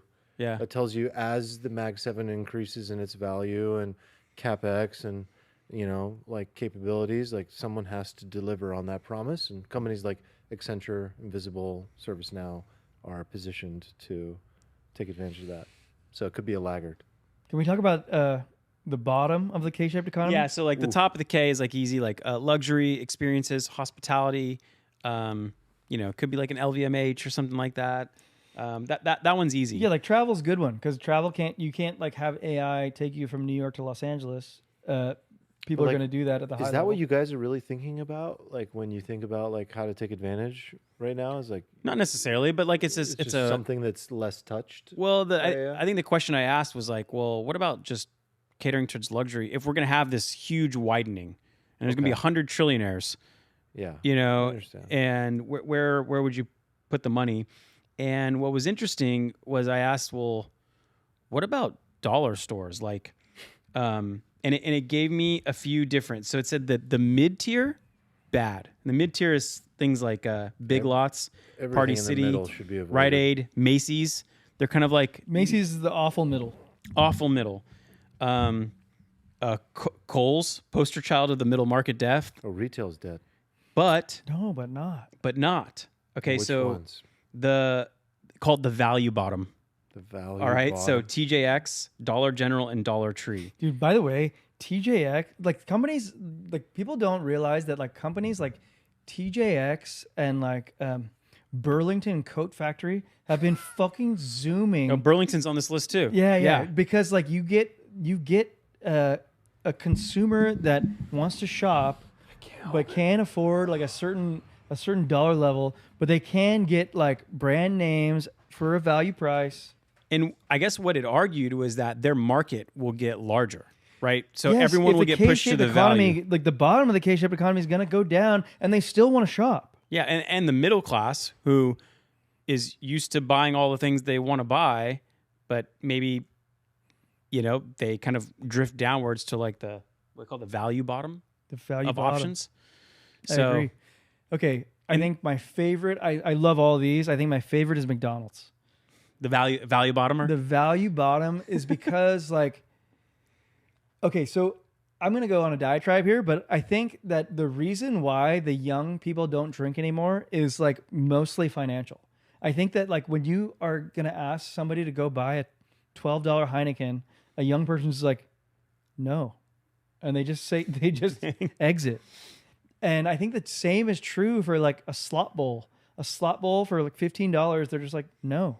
Right, 15, like 20. $20. For like a Chipotle bowl. Yeah, or a something Chipotle like bowl, that. $20. They're just like, I'd rather go to McDonald's and get a value fries and a value double cheeseburger, and you can come away with like $5. You think so? You think it's not like alcohol is how our generation thought about cigarettes? Like that's so bad for you. Why would you ever touch that thing? I think there's elements of both, but I after doing these Alfalfa episodes for however many we've done, I'm like such a believer that the finances drive way more than we think it does.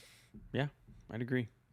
But I think McDonald's could be a big winner. But McDonald's is a winner because it's not only the value bottom that loves it, it's like the rich top loves it too. McDonald's is delicious. And we all know that it's like not good for you, but it's still tasty and it's value and it's cool.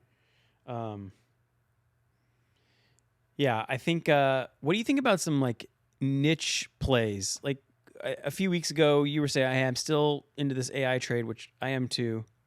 And we've graduated from the chip stack as being the biggest bottleneck, and now we're into energy being the bottleneck. Oh yeah, so it kind of like went to like memory, went to like and probably Micron. still is. SK Micron's Hynix, insane. Yeah. SanDisk. The other one is energy. Energy. Elon's solution is to throw data centers in space. Yeah. Or maybe cool. that's just because he needed to shove an AI company inside of a space company. And was like, well, what's the narrative here that works? It does sound pretty cool. You get like the solar energy at all times with no atmospheric interference. So, by the way, do you know this guy Dorkesh? He has a podcast. It's purely AI podcast. He's like kind of thought of as the S tier AI podcaster. Yeah. Like I think I've seen him before. So I watch it, and he's kind of an autist. No warm up question for Elon, right? So they get started, and they're kind of like exchanging pleasantries, and finally Dorkesh goes, first question: Why data centers in space? Why are you optimizing only like 10% of the cost of a data center? He goes, chips are 90% of the cost. So why are you doing all this effort to optimize for the 10% cost? It's just like right to Elon's like heart of his why would you even consider doing this? He's great.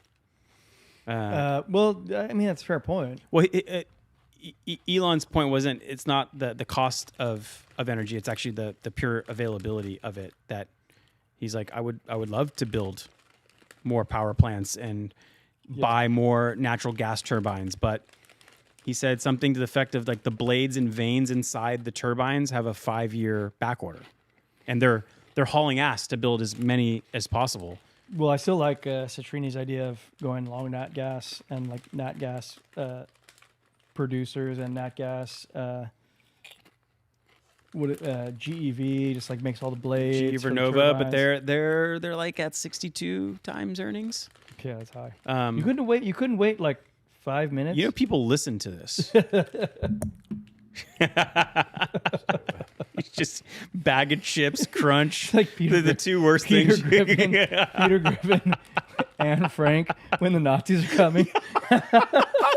You just can't stop chewing the chips, huh? Is that what he did? Yeah. No. You did it. You haven't eaten all day, have you? No. Yeah, you're crazy, man. By the way, I did put in the in my investment analyst. I put blades and vanes for natural gas turbines are 5 years in back order. It did some deep research, verified that they're quoting 5-year plus lead times, as long as 7 years. So you could buy like a GE or Vernova who delivers the whole like turbine, right? Or like a Siemens Energy is another one.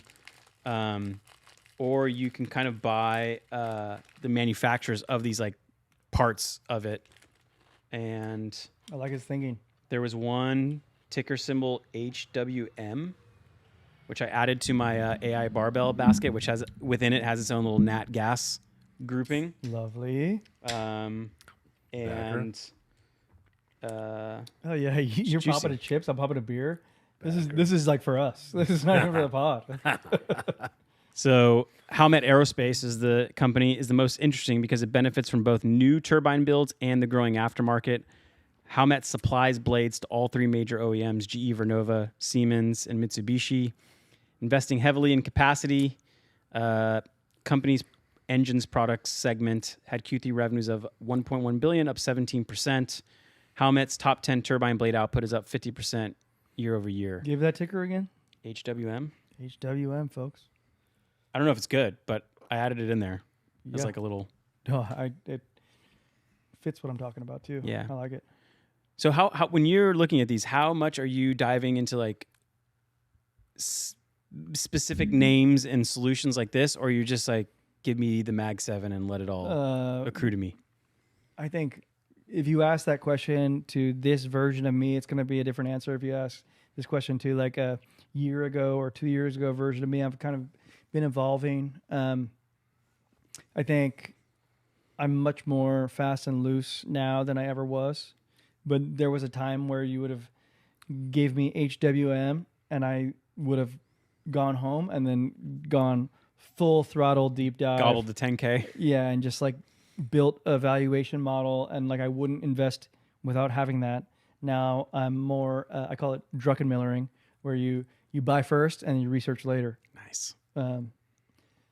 So I think that's been my own personal evolution. Is it necessary though to even look at anything outside of the? No. I think what all the valuation does, and this has been very true for me. It's like all it does is it gives you a point of safety in your mind when it goes below a certain level. You know that like, oh, well, it's at least worth this, so that you can hold it despite whatever the market's doing. Okay. But for upside, it like has no bearing. Okay. That's how I think about it. As we wrap up, there was a question for you, Armand, on an earlier topic. Can I bring it Yeah. up and then we can finish up with that?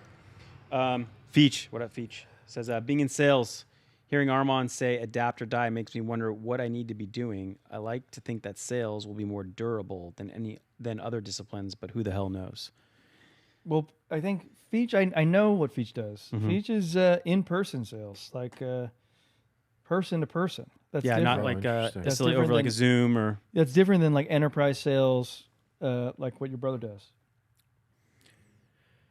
Right. Or even like a phone, or, like taking in inbound or outbound sales or Right. anything like that. That's very different. I don't know. That's Yeah, really interesting. Nothing That's- immediately came to me either. It's for a that tough question. Like, it really depends on the industry.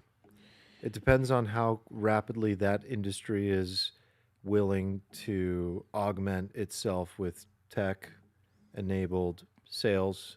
First, it'll probably start with tech-enabled sales intelligence to help sales people improve their capabilities with AI. Because And then that's there all will over be- right now. That's yeah, everywhere. Every that's single everywhere. call I'm on, there's some kind of. Especially when you're on a digital Yeah. like kind of interaction. So probably it'll start to seep its way into the real world, where it's like, hey, we want you to wear this pendant because we want to optimize your close rate. And then I think very quickly it becomes like, can we run a pilot where, and it depends on the size of the company. A larger company would do this, a smaller company wouldn't. It'd probably be like, can we actually like replace this person with Yeah, how about an you? AI You version? still knock on the door, but you're gonna wear an earpiece, and we're gonna just give you the statement to say. I mean, if the distribution model for that industry is door to door, you're probably well, good. there's a reason that it's door to door sometimes. A lot of it has to do with the cost of the sale. So what's required for high ticket sales, I imagine it's a high ticket item he's selling. And that's probably why he's going, directly to the customer. You can sell most things over the phone. And you can now sell most things over the phone with AI. Like today, 11 Labs released this new, more expressive model. So the demo that they released, if you guys want to go check it out on X, it's like really good, where an angry person missed their flight. It's the fault of the airline, and they call, and it's like a demo walking through with the sales agent AI, the customer support agent AI, and the AI is able to pick up on the tone of the person. This person is angry, so it changes its demeanor. And Dude, that's it killer. knows how to navigate the situation based on the tone of the individual. So like that's where we're at now. Like February 11th, that's where we're at. So like then the question becomes like, well, what's the maximum ticket value that a person could sell over the phone? Well, Jordan Belfort was selling, tens of thousands of dollars over the phone. So then, do you really need an in-person experience for certain things? Well, yes, you do, for certain things that are physical. So again, I don't know enough about that situation. I'm just talking in, patterns here. So let's get Feach to get a AI twin from Steno, and then he can go on cold calls, like not even him, but his twin, and just hitting up all these people. Selling Maybe, stuff. or maybe it's a type of industry where you really do need to see it and experience it and build a relationship. Like that is a real thing. It depends. It's funny. It depends on the details of this. Again, it's not for in-person sales, but I was talking to a company called Custom AI Studio. They've helped us out with our customer service agent, and he said that they were initially recording salespeople for training to like enhance their training, and then they would take the sales calls and then build a demo for new salespeople to mock call with. And then the owner came and was like, well, hold on, you have all these recordings and you can create mock calls. Like, can you just give me like an automated sales agent? And they were like, yeah, we'll build that for you. So yeah, like definitely every like that. company that sells over the phone right now is in the transition of using those call recordings from the top performing reps to automate them with AI. Totally. And like every single one. Have you guys noticed you call like a restaurant or like a home services company now, and it's like and it says I'm an AI helper. No, but You I'd haven't? like more of it. No, I have. I would love more of it because No, I got versus one. the old, hi, thank you for calling Verizon.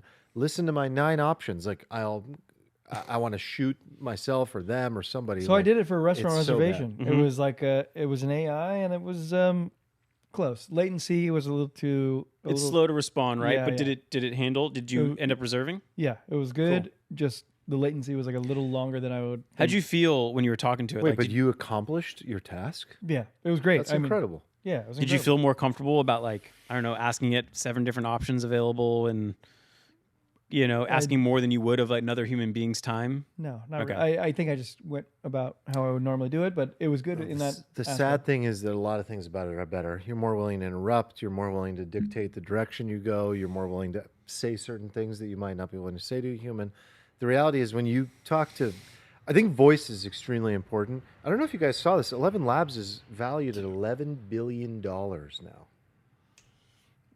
Wait, that's ironic. A little on the nose. Yeah, is that correct? They raised $400 million at an $11 And billion they're the clear valuation. leader. Like, Dude, they went from like a few billion to like 11 billion sounds about right. in 6 months. Are they Oh, behind? it's 6 months. Like we're talking about a very short period of time. Like they went from like 50 million to 100 million to 350 million in Brother revenue should took that job in there. months. Yeah, Oh, probably I know. should check that. So at the time that they were at like 100 something million. They're at like over 300 million now. Wow. in revenue. They tripled. Yeah. By the way, companies like that are gonna IPO at 100 billion plus. Like Yeah. when we see sort of like this bubble actually bubbling, it's gonna get really weird. Like I know. we're not even close. I know. I heard Pets.com. Bill Gurley say something about people are like, oh, is this AI thing real or is it a bubble? And he was like, actually, it's a little confusing, but when it is real is when there will be a bubble. Yeah. Like the only way you get a bubble is if it's real. And I thought that was a great take. the first half of the cohort is making so much more money. They see the 100x, the 1000x, and then you pile on, and it just gets a little overdone.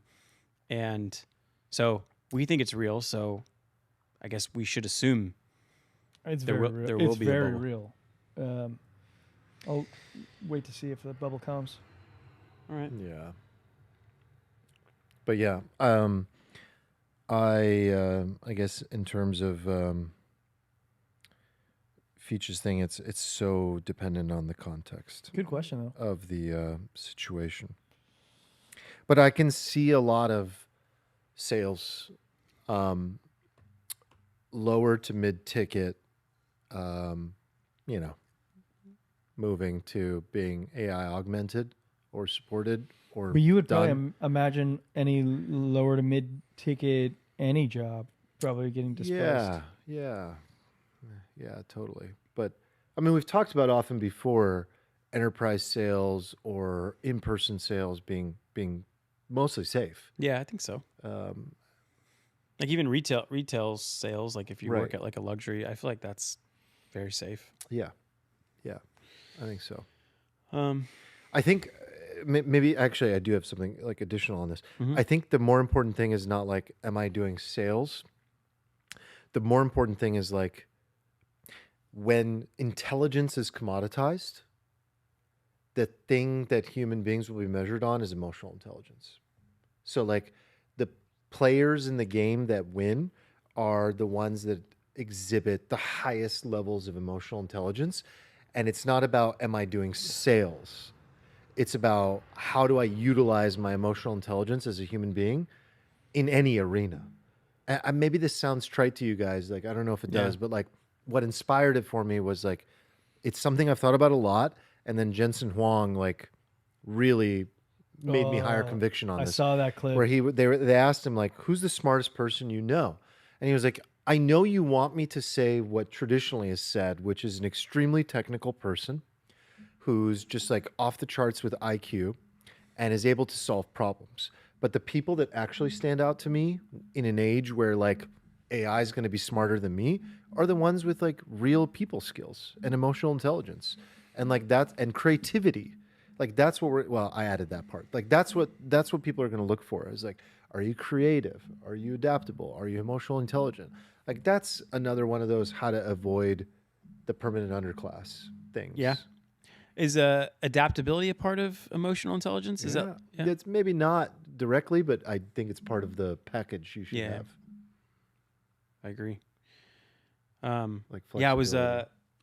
I was talking in front of SDSU this morning. That's right. You went to talking SDSU. talking with the kids. Again, molding wow. young minds. Did a little lecture there with my buddy's a professor there. We kind of just riffed off each other. It was really interesting. I asked at one point. I think there was like 32 people in the class. Rough numbers. Said, hey, just raise the hands for my own self-interest. How many of you heard of ClaudeBot or OpenClaw? And I think 5 or 6 people raised their hand. Just heard of it. I didn't ask like, have you played with it? Have you done anything with it? And I think I was Wow, I like thought it'd be hoping for higher. more. I would definitely think So it was it's like more. 15 to 20%. That's Oh. not good. You're at San Diego State, my friend. Yeah, that's true. Yeah. Yeah. I didn't know what to say to them I this thought it would time. be higher. I guess I try to keep Did you it. say, you're fucked? I mean, in He my did. He actually did. and and then just start laughing like I'm like- Elon evil laugh. Why know- does Elon have No, an what evil did you laugh, actually by the say? way? But it was like very close to that almost. yeah, I mean, I was walking from the car to the classroom. I was like, "Fuck, what am I going to talk about? Like, what am I going to say to him? Like, You know, and I'm like, listen, on one end, this is very scary, but on the other end, like you've never had more opportunity in front of you, right? Like when I was in your seats, I wish they would do networking events with the computer science department so I could meet a freaking guy who was a web developer who could do the things that I wanted to do as a marketer, or an engineer that could build the things that I wanted to do. And I asked professors like, hey, why don't we combine these two? And now it's done for you already. Like you don't need them. So you can build it on your own. And I just told him, you know, you have to be a jack of all trades and a master of one. And like there's no longer, I say it kind of sucks that colleges are marketing function, you know, marketing degree, and you go down that path, and then finance, and then computer science, and they're broken up into these silos when really that's not going to be the reality anymore. You know, you're expected to be the designer, the developer, the product marketer, you know, and have some finance background, and you can do all those things if you are so motivated to learn them. But you kind of need to be 4 roles in one now. And I told him, I was like, you're kind of in luck, because I think the marketing function, the person who's good at marketing, is a little more adaptable to all those things than say a finance person. I think it's right? insane to say I'm a marketer now. It's I think it's weird. insane. Yeah. I think it's really weird. Why? What? You just do marketing? Like in 2026, I think that's insane. Like you have to be a What's the alternative? You're everything. I genuinely What, think you're like a basketball player? What do you mean? like I think you need multiple modes of like discipline and You're a mini value. CEO, right? Like you have to be Do doing it all. you want? it depends what you want to do. Do you want a fleet of mini CEOs? Is that what you want? I think Or is I think that's one of the detrimental? only paths. No, Or is that I don't detrimental? want 4 people, one in, you know, engineering, and one in media buying, and one in creative, and, you know, one in business intelligence. I want the freaking cracked out person, woman or If guy someone who comes can to me like, like I could do I'm all you very want- good at designing an ad. I'd So be you like, want those "Shut guys to up." be CEOs? The one. No, I person- want you to be like, here's a product, we have an idea. Now go take it to market.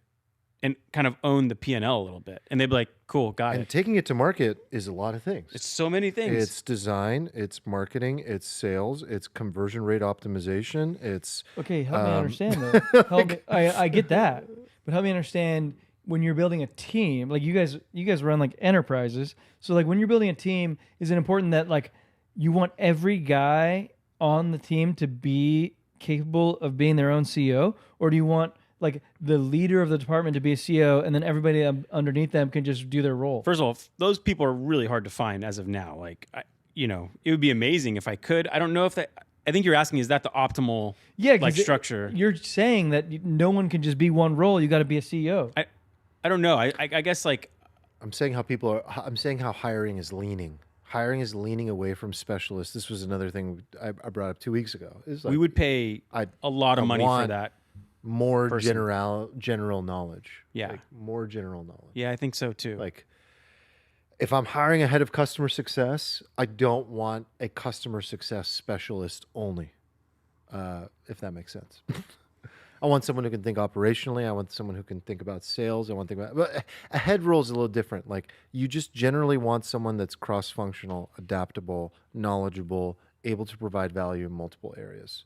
That was a bad example. But does that apply all the way down the chain? Not Or- necessarily. It depends on the size of the organization.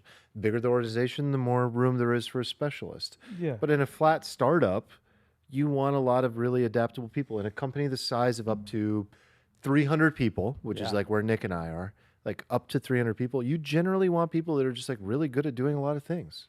Because you need those people if you're going to grow. Like me and my business partner are running into this now. It's like we have kind of like 3 brand families. We don't even manage the 3 we have very well. Like there's just things that go missed. We can't cover it all. Things don't get done as well. But like we need more people who are like either a full stack, I don't know what you call it, like a full stack marketer, or like a cross-functional person, or like a mini CEO who can be like, cool, I got it. And they have good judgment and good taste and make sure it's profitable. And I think all the tools are available now that someone who's smart and capable and high agency can actually do all those things. Okay, so just I'm a curious guy. So curious guy question is like, imagine you have a young Nick Urbani or young Armand who's like coming up, and you hire a young Nick or a young Armand in one of these roles, it is in your mind. It's like absolutely yes. Let's hire these kids. Let's have them work for us for as long as they deem fit, and they can jump ship. Whatever. Let's just like let them come and do a good job. Yeah, because I mean, think about it. If those 3 people, instead of having 12, you have 3 cracked out people that can produce a lot for you, they're gonna earn plenty, you know? You know, part of it is not just that they have this like wide skill set. Part of it is like how AI native they are. Like I told you, like that I'm 10x. Like it's 10%, you know, it's 90%. Like however you want to do that math, like I'm 10x the things that I used to be able to do. They're 90% easier. Like everything is just like way easier, way faster. So if you have somebody who is an 8 out of 10 in their skill set, and you have 2 of those people, but one of them is like way more AI native, you're talking about an exponential level of return from the other person. That's badass, even because like imagine you're talking to young Armand, but a young Armand isn't like up That to date didn't have on the tech savviness. Gets smoked And by you're like, get out of here, young Armand. No, Like smoked out. Like no way. Because like I'm telling you, like as I'm hiring people right now, and I'm seeing the difference between people that like are leaning in hardcore. I'll give you an example. Like again, yesterday, like we are becoming very, very AI native about how we do product development. So what does that mean? It's like from the origin of the idea of the feature, don't do things the manual way that you used to do, which is like, I have an idea. I'm going to write a 1-pager. Then I'm going to create a PRD, product requirements document. Then based on that, a bunch of people are going to come in and like comment on it and tell me what they think from their department. And then we're going to action that. We're going to move it into linear. And then when we move it into linear, we're going to create tickets from it. And then we create those tickets and we assign them out to people. Like linear is like Jira, you know, developer tool. And then you assign the ticket to an engineer, and then the engineer sits and manually codes up an aspect of that feature. That entire process that I just described can pretty much entirely be done by Claude. And so with natural language. So how is that? Are you still doing all those steps? But obviously You're doing all those steps, but I'm talking about the idea in general, and I have this Claude skill and a template in the background that knows how to develop a 1-pager. The 1-pager then evolves into a 3 to 5 page PRD. The PRD then creates the tickets automatically in linear for everything that we need to do. The tickets are then auto-assigned and created. Now that literally can get passed to Claude for the first step of the action of actually developing the fucking feature. Okay. Like that's the world that you can live in when you start to be You're not going AI from first. straight to, because you can go straight to like a working prototype and then kind of No, deciding. I would never skip You're still those doing the steps, work. personally. Yeah, I would never skip those I steps. That's agree. just sloppy, bad engineering. Yeah, I agree. And planning, like I said, again, I think this was also, must have been a good episode about engineering. 2 weeks ago is like very heavy on planning. Like if you don't do the planning, you're going to get a terrible prototype. So you can do those things that would have taken a week in an hour. So what does that mean? That used to require product multiple development? people. Like that would have taken a week. Like there is that part in the human in the loop where like you still have to react to the PRD and the 1-pager and use your brain to go review it and give comments, and the team needs to like do that part. But everything else, there's no bottleneck.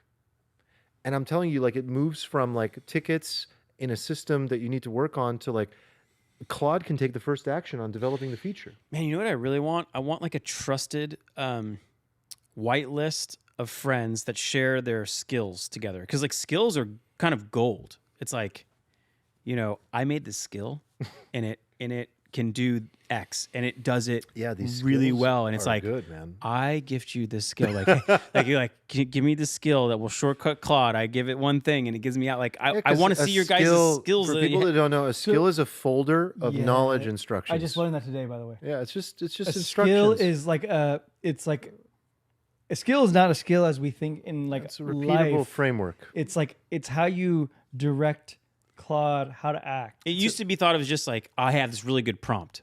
It's kind of that, but it's a lot longer. It's well more structured. It's well more thought out. It's Claude's saved and repeatable. Skill builder skill is amazing. You'd be like, hey, I want to create a personal trainer skill. Ask me questions to figure out what it should be. And now it's got like this UI thing where it'll take you through a quiz to figure out like, hey, what are you trying to accomplish? And you're just like A, B, 4.6 Opus is definitely better than 4.5. Like I'm really enjoying it. Like it's really good. Like what I did last weekend was I created 2 skills, and I'm going to spend this weekend creating more. Yeah, the skills are very powerful. So like there's this collapsing of like what it took to develop to be an effective individual in an organization. And if you can somehow attract people like that, like, dude, that's definitely a 10x person. That's definitely a 10x. I guess, sorry, I think the reason I meant the skills was because like people say, oh, I vibe coded this app, but like that really produces shitty results in production. But like what you have is a process where the work still gets done in the right order it should, and there's skills for each step of the function. Yeah, so this that isn't vibe coding it's anymore. like expert level at every single This is step. AI augmented assisted workflow of product development. Yeah, I like it. It's not vibe coding anymore because You don't need like no one says vibe coding anymore. It's just your agent is an assistant throughout your product development process at every step of the way, from planning to execution to code review to deployment. I meant to. Code reviews are done by AI or by agents. I meant to show you. I forgot a screenshot and send it to you, but I was going through my idea backlog just to see what other ideas were in there, and I sold the Is old. there a steno in there? Well, yeah, there was, but it didn't say steno. It said like I don't know, transcribe all podcasts in the world or something like that. Yeah. And I was like, yeah, I wonder what that would have looked like. And so I was like, oh fuck it. I was like, Claude, use the front end designer skill to take this idea and just show me what one of the pages would have looked like if this was it. And it was a banger. It was a banger. I gave it a few use cases. I gave it more than that, but yeah, it brought the old steno to like backlog. yeah. And I was like, oh cool. Yeah. We should do a steal this idea episode again. I got a few that I'll never get to, but I think are Absolutely. I really I wanna think do. I'm like fascinated by your guys' AI ideas, and now that I'm like more well versed, I'm like actually Have you using it. noticed a difference in our tone in the last 3 months? Like, do you see in the market, or do you see in us a difference in how AI is like evolving? Is it starting to feel Well, those are different than? two different questions. Like the market has been shitting on AI, and it's been awful. he gets But- his temperance from the stock market. But like if you're talking about how you're talking, I feel a difference. The stock market has been shitting on AI. Right. I don't know if you've been following. Of course, I brought it up. Yeah, it's awful. You buy now? I buy now. But I was saying I don't think the market understands like what's really going on. Right. I don't think this is the bubble at all. I don't think that the end of the runway is anywhere near. I think we're like about to blast off again is what I think. Yeah. But yeah, I think I mean more like this big sort of paradigm shift with Claude Code in the last 3 months. well It started when I brought up like Andrea Karpathy went from 20% agent coding to like 90%. Yeah, you know, I suppose few like weeks ago. I mean I only know it from my own experiences that like I've delved deeper into the realm, and like I feel like you're already deep in those waters. I just don't think that like the majority of people are. I don't think they're definitely. I don't think not. majority of people are. I feel like I'm just through osmosis, through you guys, I'm deeper in the water than like 95%. Right. And what the market's doing, I think is just like independent of that. Yeah, I agree. You want my personal trainer skill? You want to get strong? I have a personal I trainer. want one of those. Mine's pretty special. I want that. I have a GPT personal trainer. You guys are No. You guys are probably like 25% body fat. Fatos. You know who I've been following lately and listening to? I like Mike Israetel. You know who that is? No, I have a personal GPT. I have no What? idea about You don't know who Dr. Mike is? No. Oh, You guys no. don't know Dr. Never Mike? heard of him. No, I know Come Dr. Mike. on, I know Dr. Dr. Mike. Yeah, he's huge. Okay, that's what I'm talking about. Mike Israetel. Yeah, I know him as Dr. Mike. Well, whatever. I used his formal name. He's good. He's funny. You turn him into a skill or what? I know he is. He's probably Send got it a over. million followers. He has an app.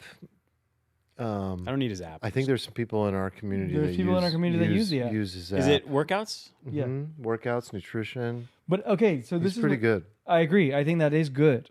But here's where I can't comprehend how it could be better than a personalized GPT app, where you like imagine that your goal was Mike Israetel. You would just say to the app like, "Here's my goal," but then it's like fully I customizable, wouldn't create personalized. a GPT, but yes, I would create an app. Yeah, Like that is Mike Israetel is huge. yeah, he's huge. That 90% of what you want is possible. what because- I'm saying, because what what's I'm not saying, possible no, dude, is- He you're, already has it. you're focused on the fact that it's a GPT or a Claude. No, I don't care. I'm focused on Mike's IP. Oh, I don't care about Mike's IP. I just know that what I do through Chat GPT, and it's not Claude, it's not fucking Gemini, it's through Chat GPT. It's old fucking tech. I don't care, but it gives me everything I need whenever I need it, personalized to me and how I'm feeling in the exact moment, based on my feedback in the exact moment. It's fucking great. Like no Israetel app can do that. Like Claude could also do it, but like I don't care about like the benefits of Claude. If your point is like an AI native experience that's bad is better than a fine-tuned Web 2 experience based on IP that is really good, I agree. Yeah, and my agree. experience isn't bad. It's good. Like my ChatGPT experience is good, but you're calling it bad because it's not Claude, but it's good. No, that's not what I meant. I didn't say that. I said that it lacks Dr. Mike's IP. Fair. So Fair. I I'm think- not trying to look like Dr. Mike. I think I'm it trying to look depends. like Like, me. I'm that's trying a to- general knowledge web scrape of like, you know, I am looking to do hypertrophy training or do this XYZ, give me your best, you know, kind of like coaching. Dr. Mike just has like a very specific methodology that he wants you to follow, probably. I don't know him and well I enough. have a very Eric Johansson specific methodology designed through my GPT that I want for myself, not Dr. Mike. Yeah. And it's designed for me. It's Yeah, perfect. Well, Crash you're- that beer can is over your that- forehead. I think that's why software stocks are tanking. That's crazy. The software stock should be fucking zooming Why? because this unleashes software stocks.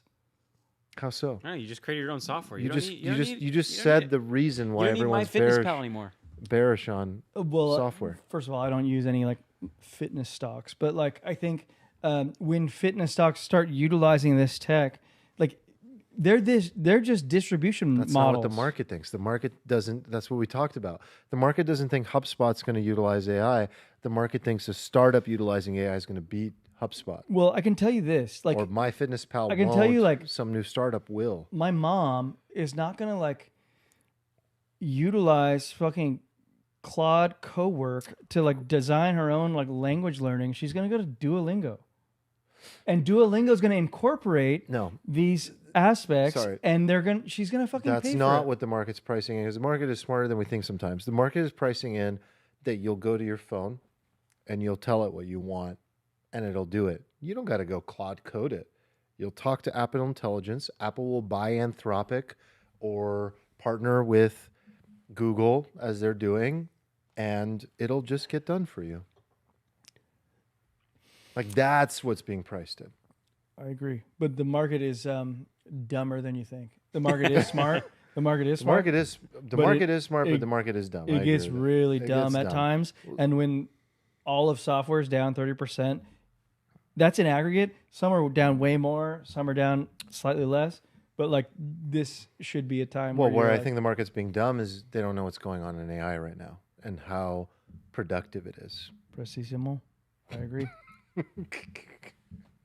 Just ready to wrap it? Yeah. All How right. long have we been going? Too This is long. a longer one. Too long. All right. Get a little antsy. I Wrap don't know me why. up. Wrap me up. Okay. I guess 2 weeks ago I said we'd be back next week, but then my dog had surgery and Armand got stomach flu. But Oh my God. yeah. Anyway, I'm pretty That sure we'll be back next week as long as was- none of those things happen. that 2 out of 3 of was- us don't go down. That was a bad, Um, bad week. So if you guys haven't already, please like the video, subscribe if you haven't already, share the ep with a friend. That was a good app. I think so. Yeah. I liked it. Also, Easter egg, Marty. Where the fuck were you for that first goddamn segment. We needed a Marty in that segment. I needed him to call in, honestly. Dude, what are you doing, Marty? I'm sorry if we disappointed. Okay, Marty is listening right now on 3x speed. He's catching up, but he's gonna get this. And like, dude, where were you? He said, "Gotta catch up." 2x bedtime routine. He also said, "You rang." Yeah, we did ring Marty. Yeah, but I need some intel, man. All right, guys. All right. Peace out. Peace.